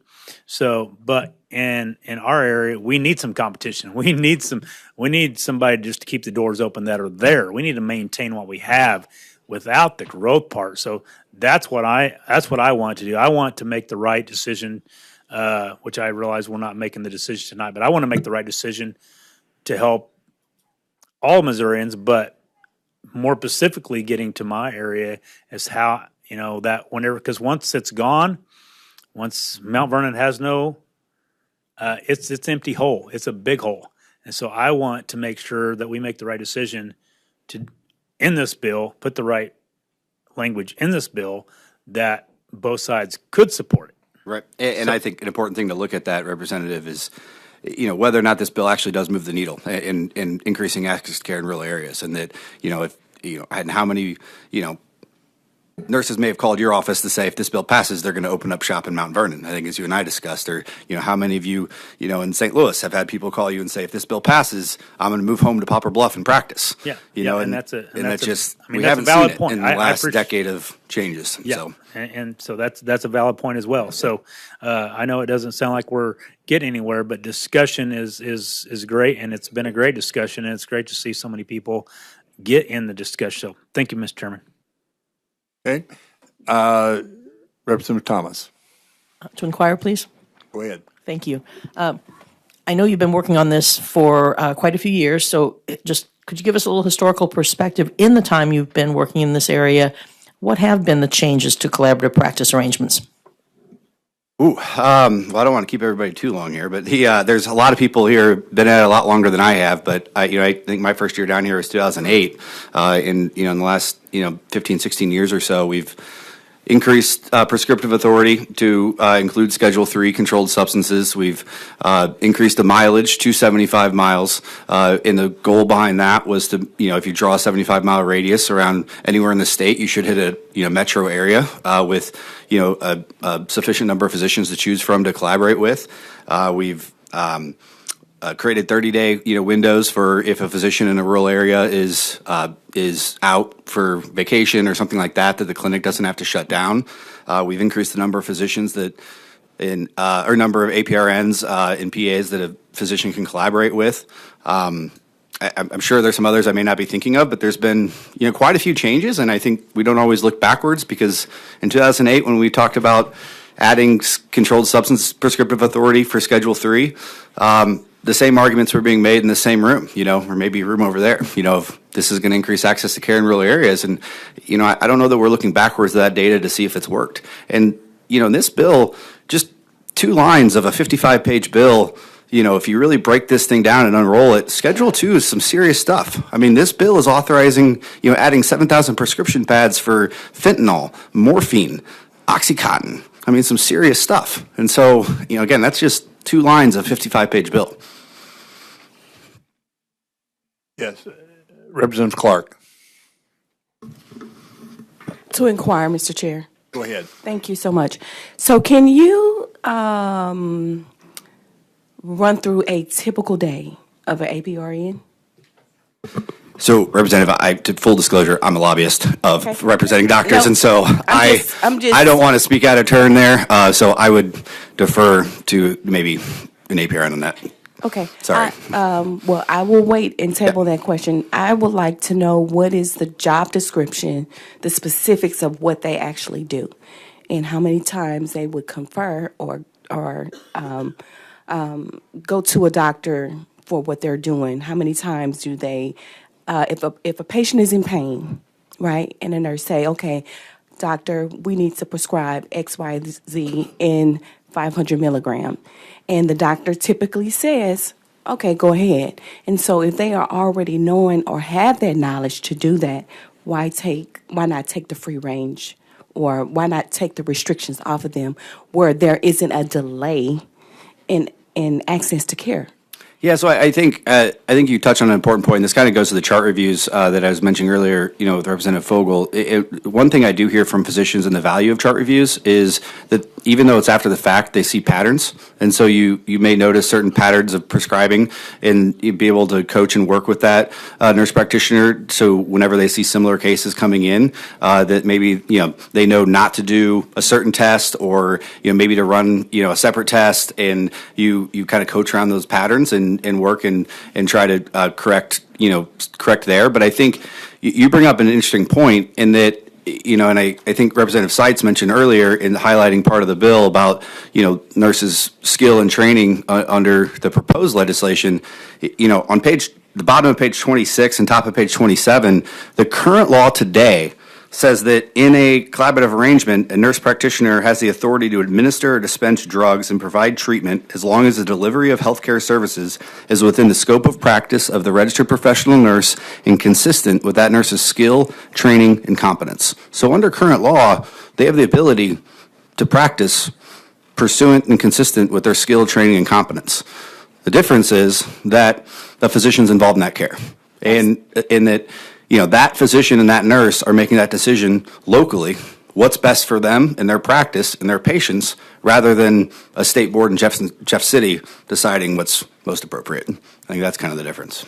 And that's basically built on trust, right? So that's that collaborative agreement that they form within their practice, and they develop a trust to where if the APRNs are seeing physically the condition of a patient and the doctor is not present, they are trusting the APRNs to be the second eyes basically for them, but they're not diagnosing. They're basically treating the patient. No, actually, I mean, even in current situation today, I mean, a doctor can delegate the ability for a nurse to diagnose and treat.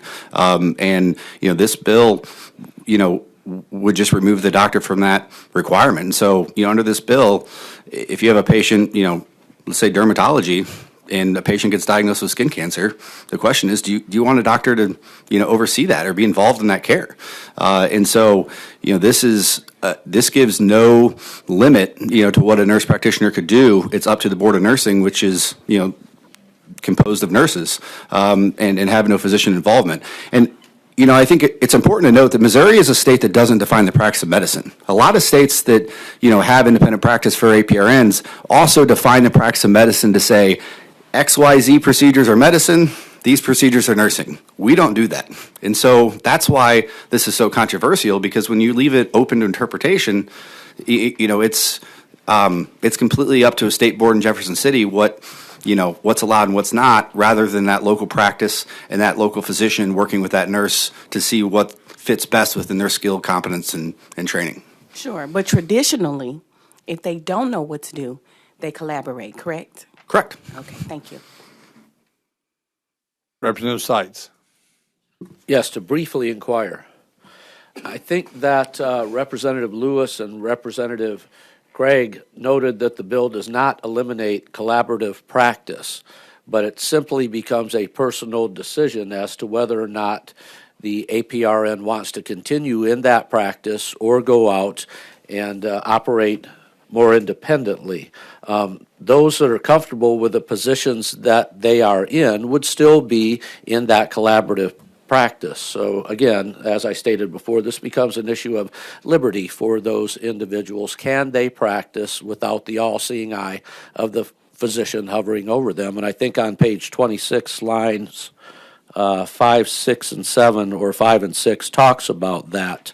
In fact, that whole paragraph, a physician may enter into a collaborative practice arrangements with registered professional nurses, and that is not going to change. So that option still exists within the bill.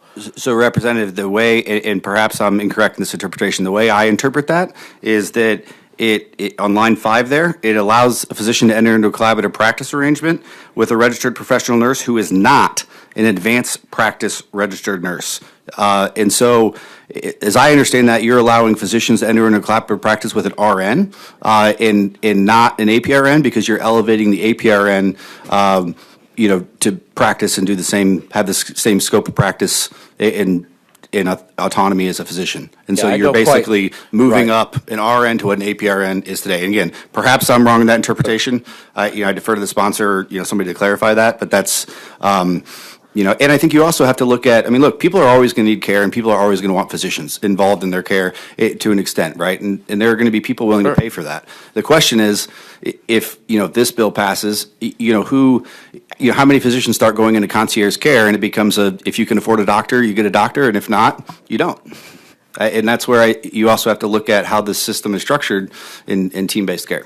Right. I see what you're talking about as far as an interpretation of what we just talked about, but I go back to a previous point that these APRNs are not going to be practicing outside of their competency level or their experiences as APRNs. That's right there in the bill on page 40, line 45 through 47. So they would still be acting consistent with the required education, training, and certification that they have. And they're not going to be stepping outside of those roles. At least that's not in this legislation. And I think maybe we'd agree to disagree on this. I think where my client feels that decision is already that autonomy is already allowed right now under current law in allowing them to practice to the full extent of their training. It's a matter of who's best to decide that, of what their skill set is. Is it that doctor working with them in the clinic or in the hospital day in, day out, who's done that preceptorship with them, that understands their skill sets? Or is it a state board in Jefferson City full of nurses with no physicians deciding what may be beyond their skill or training? And so I think that's where I think the disagreement is in how that's handled. Sure. I appreciate it. Thank you. Other questions? Yes, Representative Gregg. Thank you. Just to continue that question real quick then, who's best to choose healthcare choices? The board, us, or the patient?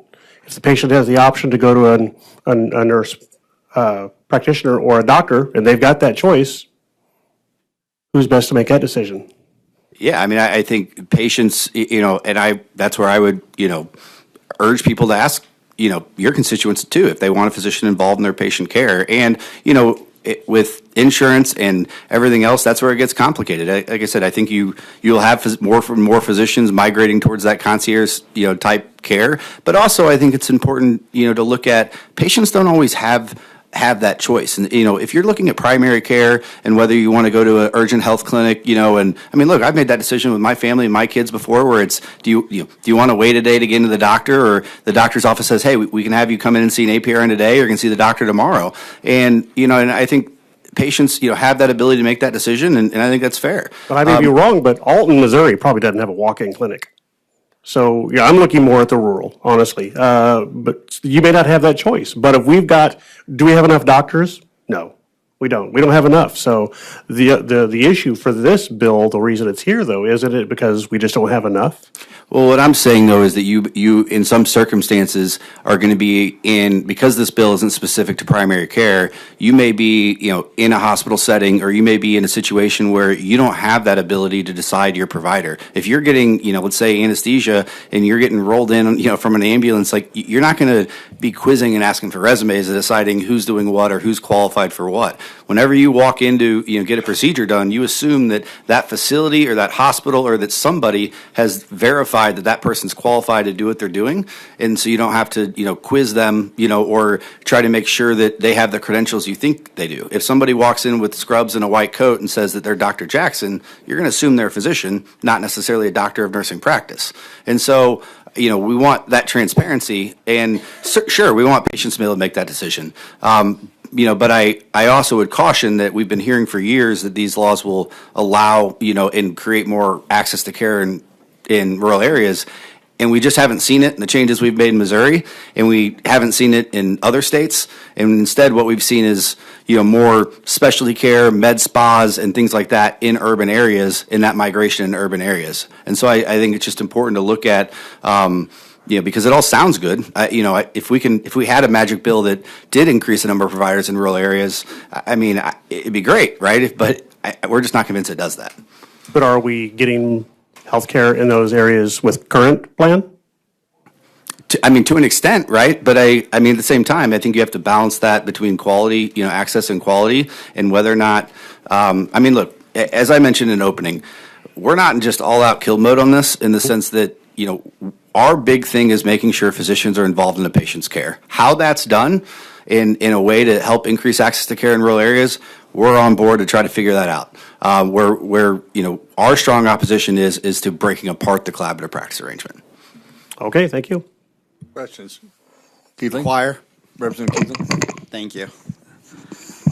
So I'm glad you say that no one's closed off to this completely, and I think it seems to be, I'm hearing a lot of people are agreeing on a lot of the problems here, and not a lot as much agreement on the solutions, but I'm not hearing like anything that seems insurmountable to overcome, and how do we address the accessibility of healthcare in our state. And to Representative Nixon Clark's point, with building the trust, you were talking about that, and I think I've heard 2-3 physicians come in and they've told a similar story of, well, we've started out in one place with me reviewing 100% of the charts and following up on every patient, and I've gotten to a place where over years or months, whatever it is, I trust them, and I do less and less of that. I catch less mistakes, and it looks like there's a point at which there's a tipping point where we start where the physicians too start trusting that, but it takes the collaboration to get there. A lot of the time on the testimony from the other side, from the physician side, this has been devoted to the training requirement and the training problem and the gap in expertise that might cause. And the collaboration is a way I think we overcome that. And I wonder if there's a point where, because I'm hearing in the, kind of buried in the physician's testimony, that at least on a personal level, at an individual practice level, there seems to be a point where they grow to a certain comfort where if they feel like their their APRNs are getting to a point where they can exercise more and more independence, complete independence. I don't know, but there is a tipping point where that happens, and so I'm wondering if that's a place where there's some potential movement on this, and I think the other concern I have is it's like we're talking about, everyone talks about turf wars and protectionism and what's happening here. And I think there is a liberty component to this, as Representative Seitz put up, because when I'm looking at this, I'm reading, we're talking about mileage restrictions. We're talking about 6-to-1 ratios of how many contracts you can work with.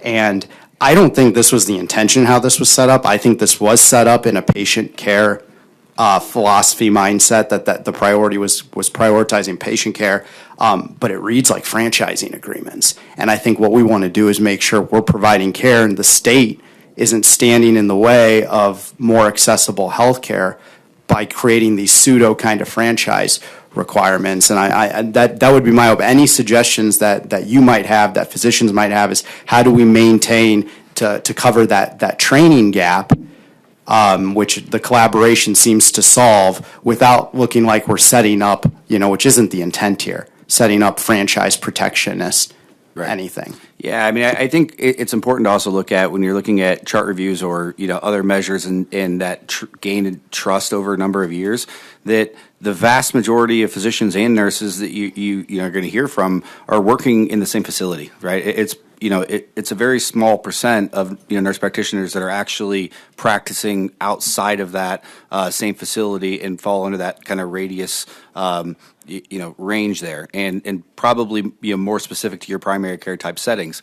But and so whenever you're in the same clinic working with a physician, even though you're going to have more trust and more independence there, you're still down the hall to collaborate with and call in to look at something, and you're still going to have that that connection and that partnership there in treating patient care that I think is important. And so on the ratio and everything else, the other component I think it's important to remember is the vast majority of physicians going to hospital-employed settings. And so, what you don't want is a hospital system to say, you're going to collaborate with 10 doctors or 10, APRNs, and doctors say, I can't feasibly do that, and that's too much for me to take on.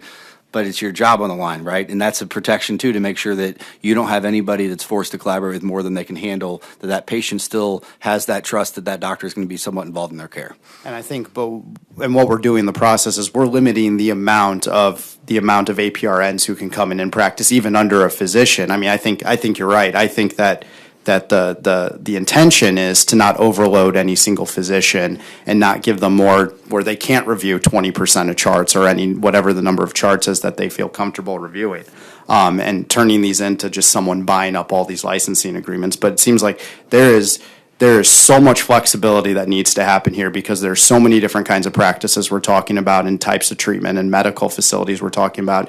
And I'm hearing from the physicians and from, I think, the APRNs that it's very practice-driven and practice-dependent. And I think it's hard crafting a law that's going to take into account all those different setups and allow everyone to work efficiently in an accessible manner, but still providing as much quality health care as they can. I agree. Thank you. Representative Lewis? Go ahead. Good evening. Good evening. Thanks for being here. You're representing the dermatologists. I am, and I do wear several other hats and representing Yes. other specialties, but some of our physicians have been here testifying, so you're the derms I am testifying today. for the dermatologist hat right now. Good. So the dermatologists that you're representing, do you have like a average cost of what their incentives are that they receive for collaborating with nurse practitioners? I do not have the information, but I'm happy to ask them and report back. I would love that. Thank you very much. You bet.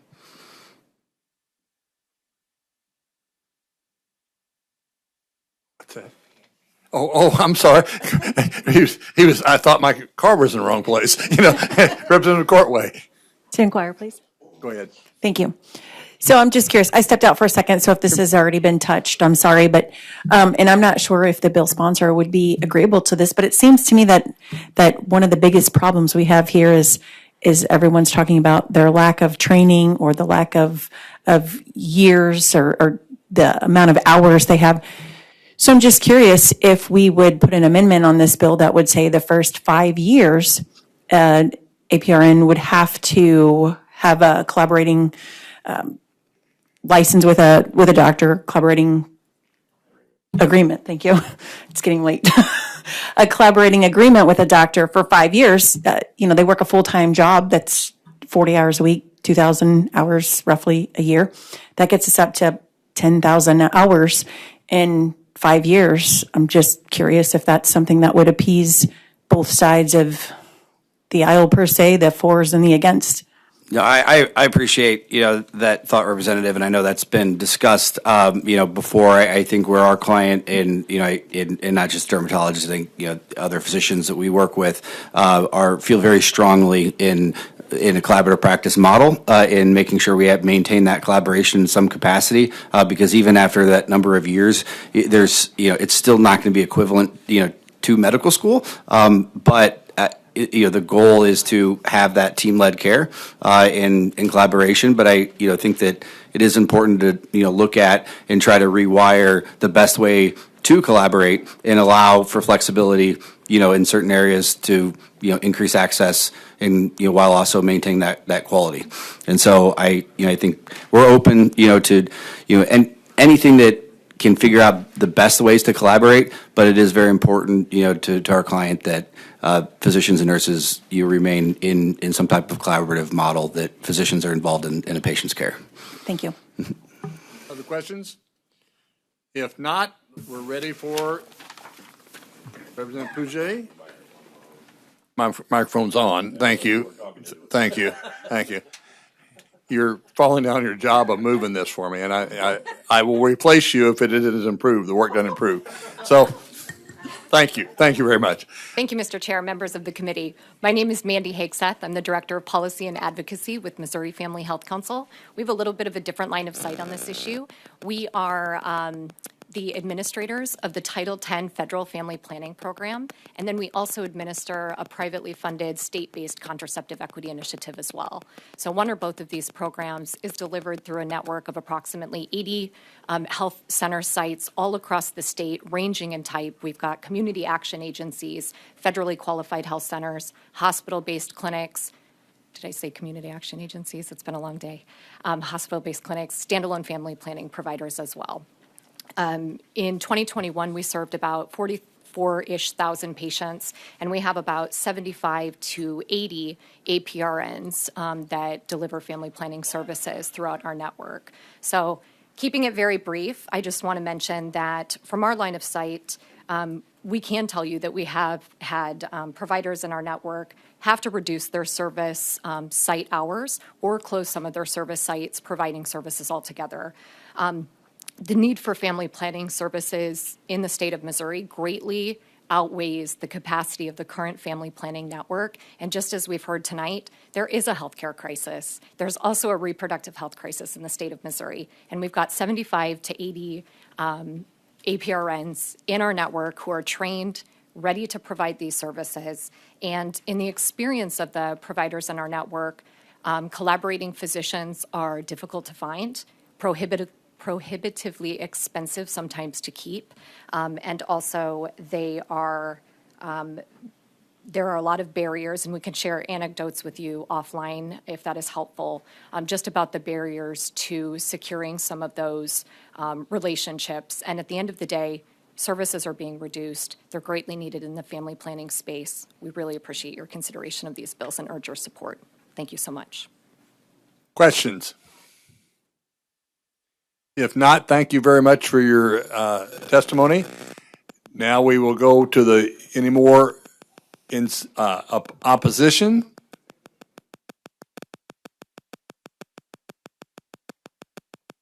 Good morning. Wait, no. Go ahead. Yeah. We understand. Please go ahead. How many more support and opposition do we have for this bill? Where did you come from when we took our count before? Yeah, I tell you what, we need to stand at ease for 5 minutes right now, okay? There's not a lot of help, but we got to stand at 5 minutes. We'll be back in 5 minutes and start back up. And turn your mics off. Everybody turn your mics off. Go ahead, and we're going to get started. State your name, and you are in opposition, correct? Correct, yes. Okay, go ahead. Thanks. My name is Jeff Howell. I represent the Missouri State Orthopedic Association of Orthopedic Surgeons opposed to the bill. I'm just going to try to be quick and not very verbose. There was a couple questions and comments. Representative Thomas asked about the history of collaborative practice. So collaborative practice passed in 1993. The rules were not completed until 1996, and there was a nice period of calm as everyone settled into their roles. And then in the early 2000s, we started seeing some CRNA bills, like the one you're going to hear after this one. And about 2005 or 6, some bills came that were to allow nurses to prescribe controlled substances. That finally passed in 2008. They were given the ability to prescribe controlled substances except for Schedule IIs. In 2009, the following year, the chart review requirement was reduced to 10%, 20% for those controlled substance charts. In 2010, APRNs were allowed to prescribe physical therapy. In 2012, non-collaborating physicians listed on the agreement were allowed to sign off on charts if in the collaborative practice agreement. In 2013, APRNs in rural health clinics got a 28-day waiver to the proximity rule, the 75 mile. At that time, it was 50 miles. They got a 28-day waiver to that. And there was also a waiver granted for the use of telehealth services, and that was in 2013. In 2014, APRNs were allowed to order restraints in mental health facilities on patients with a 24-hour review from a physician. In 2015, they were granted the ability to prescribe hydrocodone off Schedule II. That remains the extent of their controlled substance prescribing authority to this day. In 2016 and 17, the nurse licensure compact passed, and they made some adjustments to that the following year in 2017. 2018, we moved proximity from 50 miles to 75 miles. I hear a lot of people ask me, why do we have this arbitrary number? It is not an arbitrary number. That number was moved to 75 miles because Representative Rowland from Theodosia had a couple people that could not get health care coverage.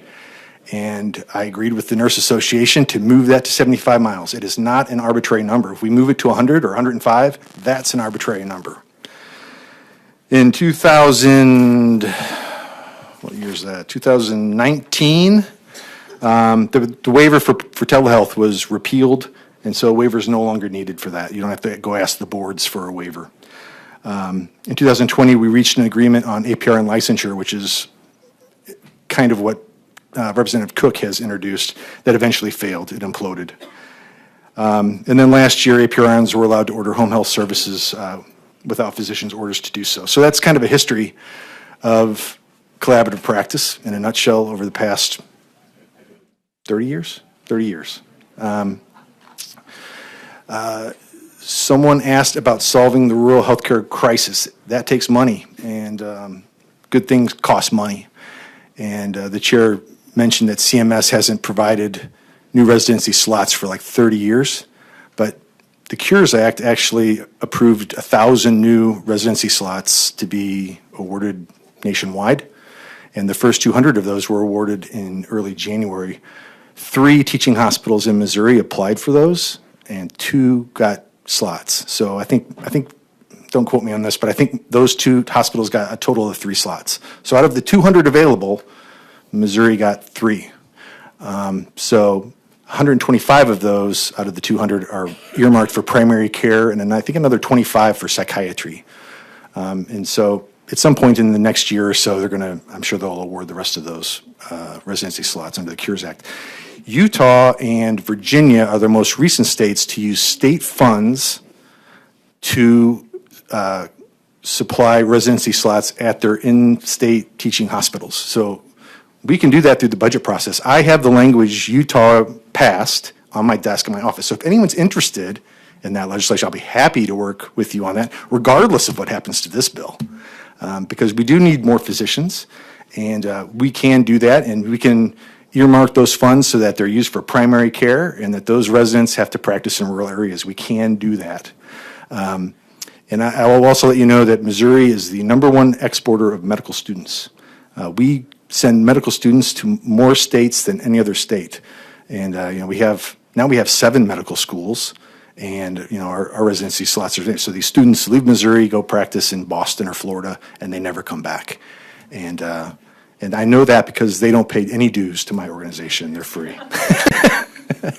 My feeling on the bill as it sits is, and I think the chair kind of alluded to this at the very beginning when he was talking to the sponsor. And this bill kind of takes two things that are inherently different, and it elevates them. And he mentioned DOs and MDs. Does it put it on the same level as NPs? And the sponsor said, yeah, that's pretty much it. Well, when you take two things like that are identical, one of them becomes unnecessary. You no longer need that one thing. And this bill allows you to declare those two things the same, but it doesn't let you say which one's unnecessary. But there are other people that are going to make that determination for you. And so, in other states where this has happened, physicians are fired. They lose their jobs and they're replaced with nurses. And I have, the news articles, and I'll share that with you if you want. But I think that if you have a small clinic in a place like, I don't know, Piedmont or Willow Springs, and that community has a physician, and it's a part of a larger health system, I think that facility will lose its physician. That community will lose its physician, and they'll be replaced by a nurse. And that's my theory, and I'm sticking to that. I'll be happy to answer any questions. Questions? Seeing none, thank you very much for your, and I would like that information on those other states to me, okay? See you tomorrow. All right, thank you.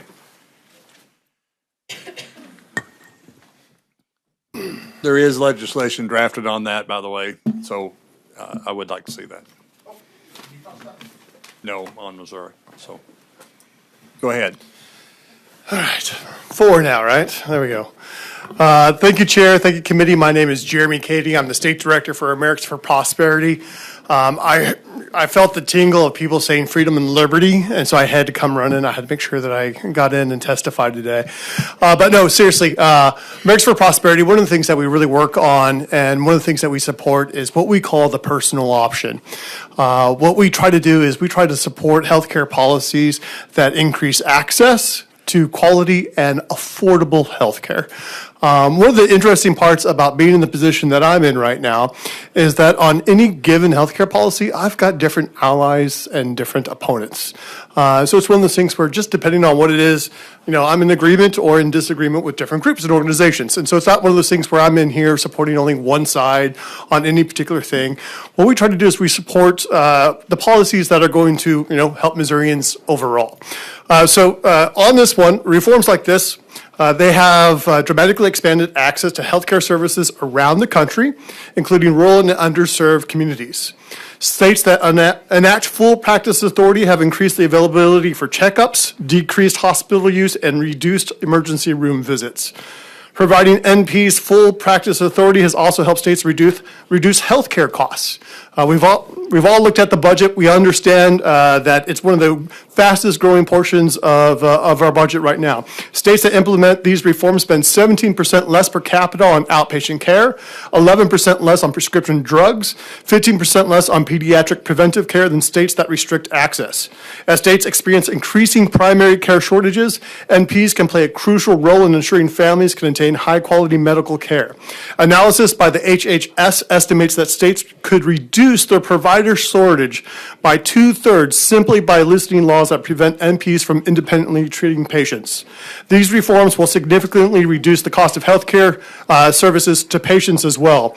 In 2014, an analysis from the National Bureau of Economic Research found patients spend 15% less for pediatric checkups in states that expand practice capabilities of NPs compared to those states with more restrictive access.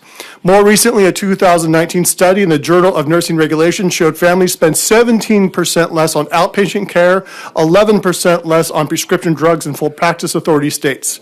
Experts predict these low prices would generate enormous savings for the state healthcare system as well. These savings would ensure more families can afford healthcare where and when they need it. And I have a more expansive and in-depth testimony that I can email you, and hopefully you can share that with the rest of the committee that goes into it, cites all the sources for that as well.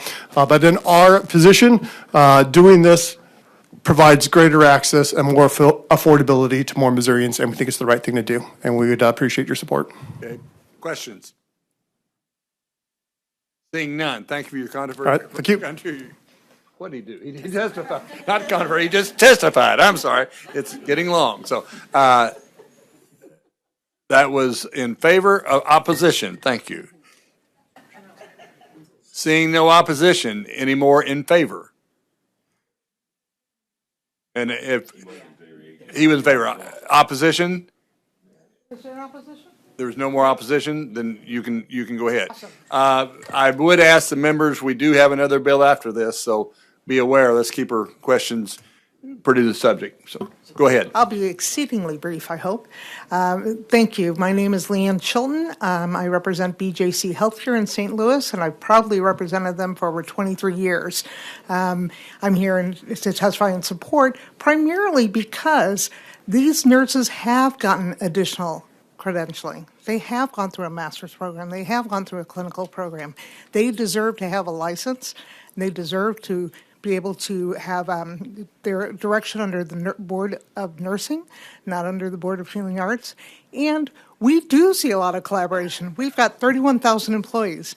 9,000 are nurses. So we absolutely have to collaborate. We also have rural hospitals, as well as, of course, St. Louis Children's Hospital, Burns Jewish, rural, urban, suburban. We've got it all, right? So in order for us to make sure we can maximize the training that we want, the recruiting that we want, and the retention of people to stay in our state, we think that APRNs need this additional flexibility, and we would ask for your support. Questions? Seeing none, thank you very much for your testimony. In support, there's no more opposition. In support?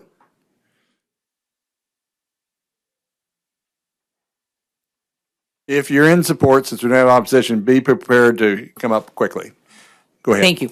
My name is Kathy Harness, and I'm here today on behalf of the National Council of State Boards of Nursing, and we want to go on record in support of House Bill 271 and House Bill 330.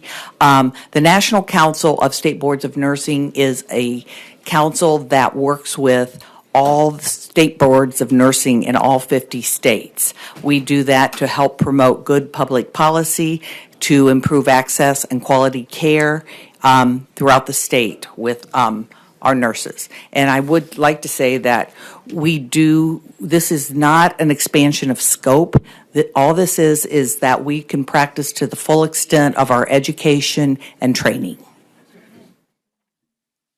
Questions? Thank you. If not, next witness, please.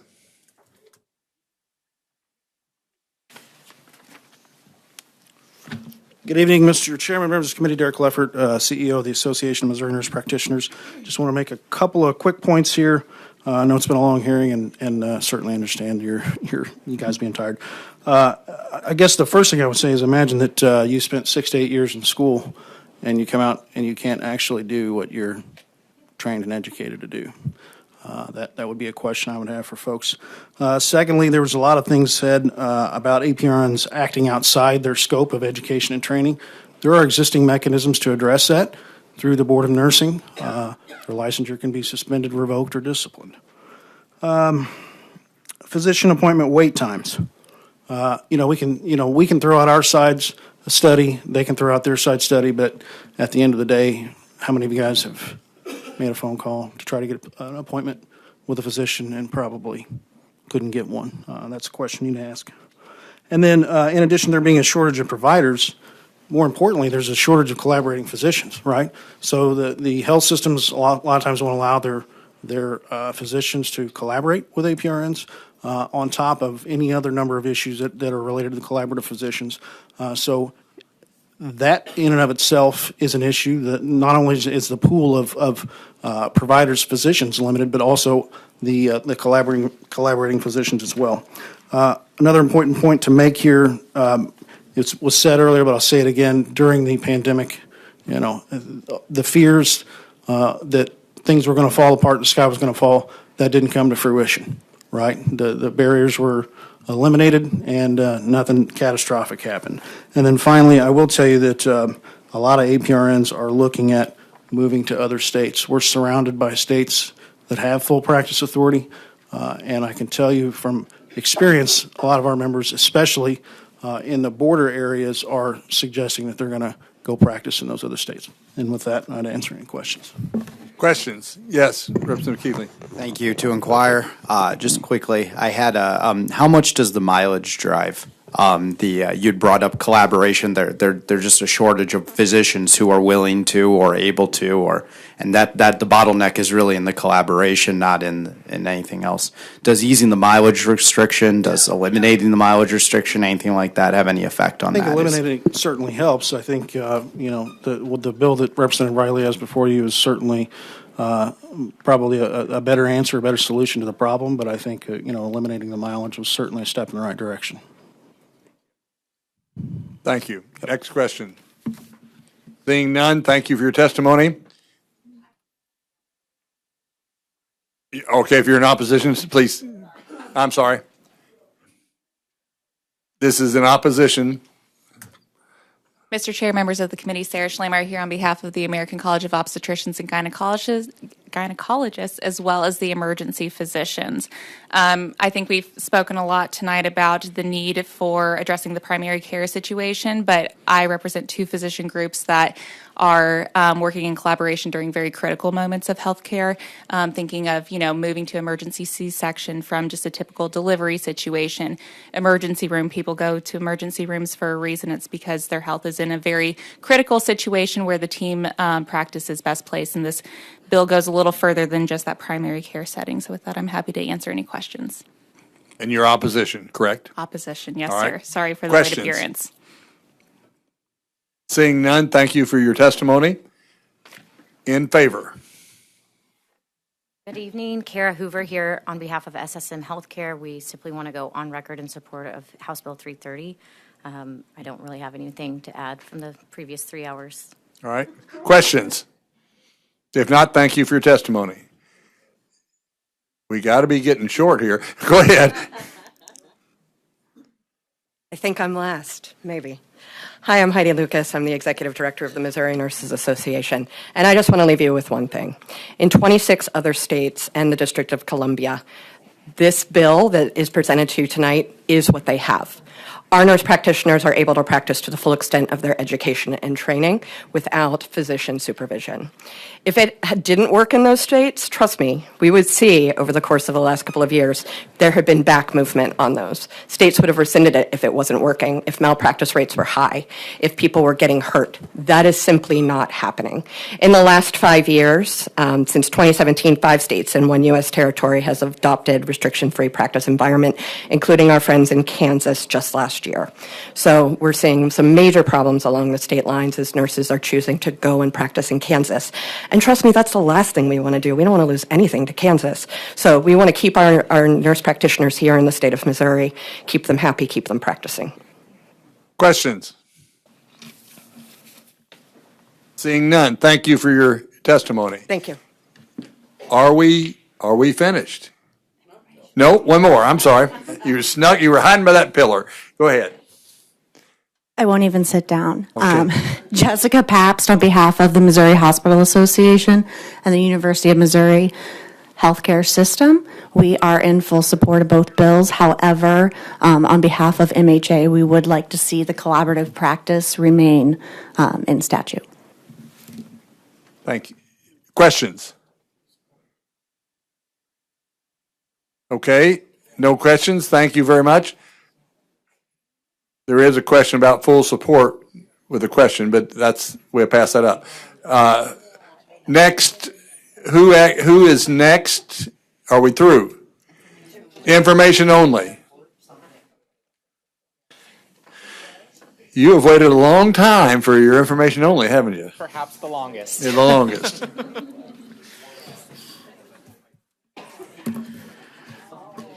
Go ahead. All right. I'll try to keep it brief. So good evening, Chairman Hayden and members of the committee. Thank you for allowing me to testify for HB 271 and 330 as informational purposes. My name is Ramon Martinez. I am the Health and Mental Health Policy Fellow with the Most Policy Initiative. We're a nonprofit, nonpartisan organization here in Jeff City. Our primary goal is to provide the Missouri legislature with relevant scientific research on request, and we have provided a written short science note on scope of practice laws for APRNs, which we can provide to every member of the committee upon request. All 200 of our notes are on our website, mostpolicyinitiative.org. Now, with that, let me briefly summarize the research. First things first, when it comes to a really large area of research, such as APRNs and scope of practice, always remember that there's going to be nuance. The VA, for example, allows APRNs full practice authority, and yet the VA themselves, through their evidence-based synthesis program, say that a lot of the increases in, or a lot of the maintenance, if you will, similar quality, similar cost that a lot of the research may suggest, there's no evidence that suggests that that's due to the policy change alone. Now, with that, what I can provide is an aggregate of the data. Regarding access, APRNs can improve service to patients on Medicare. They can improve service to more rural and healthcare shortage areas. These are often at similar cost and quality to physician services, but remember those caveats. And remember the metrics. Are they based on rural areas that don't have any healthcare provisions or any healthcare providers whatsoever, or are they based on areas that are saturated with specialties? Regarding the workforce, states with these laws see APRNs work more hours. They are more often self-employed. APRNs are more likely to practice in full authority states, and yet both restrictive and full authority APRN practice states have had similar issues and shortages regarding APRNs. So that can suggest that there's other factors that affect APRN supply in the workforce. Relaxed APRN laws can also result in modest shifts in the workforce internally within the healthcare system. Think hospital nurses who may transition into the APRN role. Most studies only do comparisons between full practice states and fully restrictive practice states. So the research and the nuance in some of the states that might have one area that's restrictive or one area that's restrictive, that data is still not there yet. But with that, I'll take any questions. Clearly, there's been a lot of conversation this evening. Questions? If any of you aren't familiar with the research they do, it's always fair, both sides, and very high quality work, and we appreciate your testimony. We would like to have you send that to the committee when you get it around. Absolutely. Okay. Other questions? Other testimony? Anybody else for information only? If not, that will conclude the hearing on the first two. 271 and 330. My stack of papers is so far down, I'm having trouble finding it.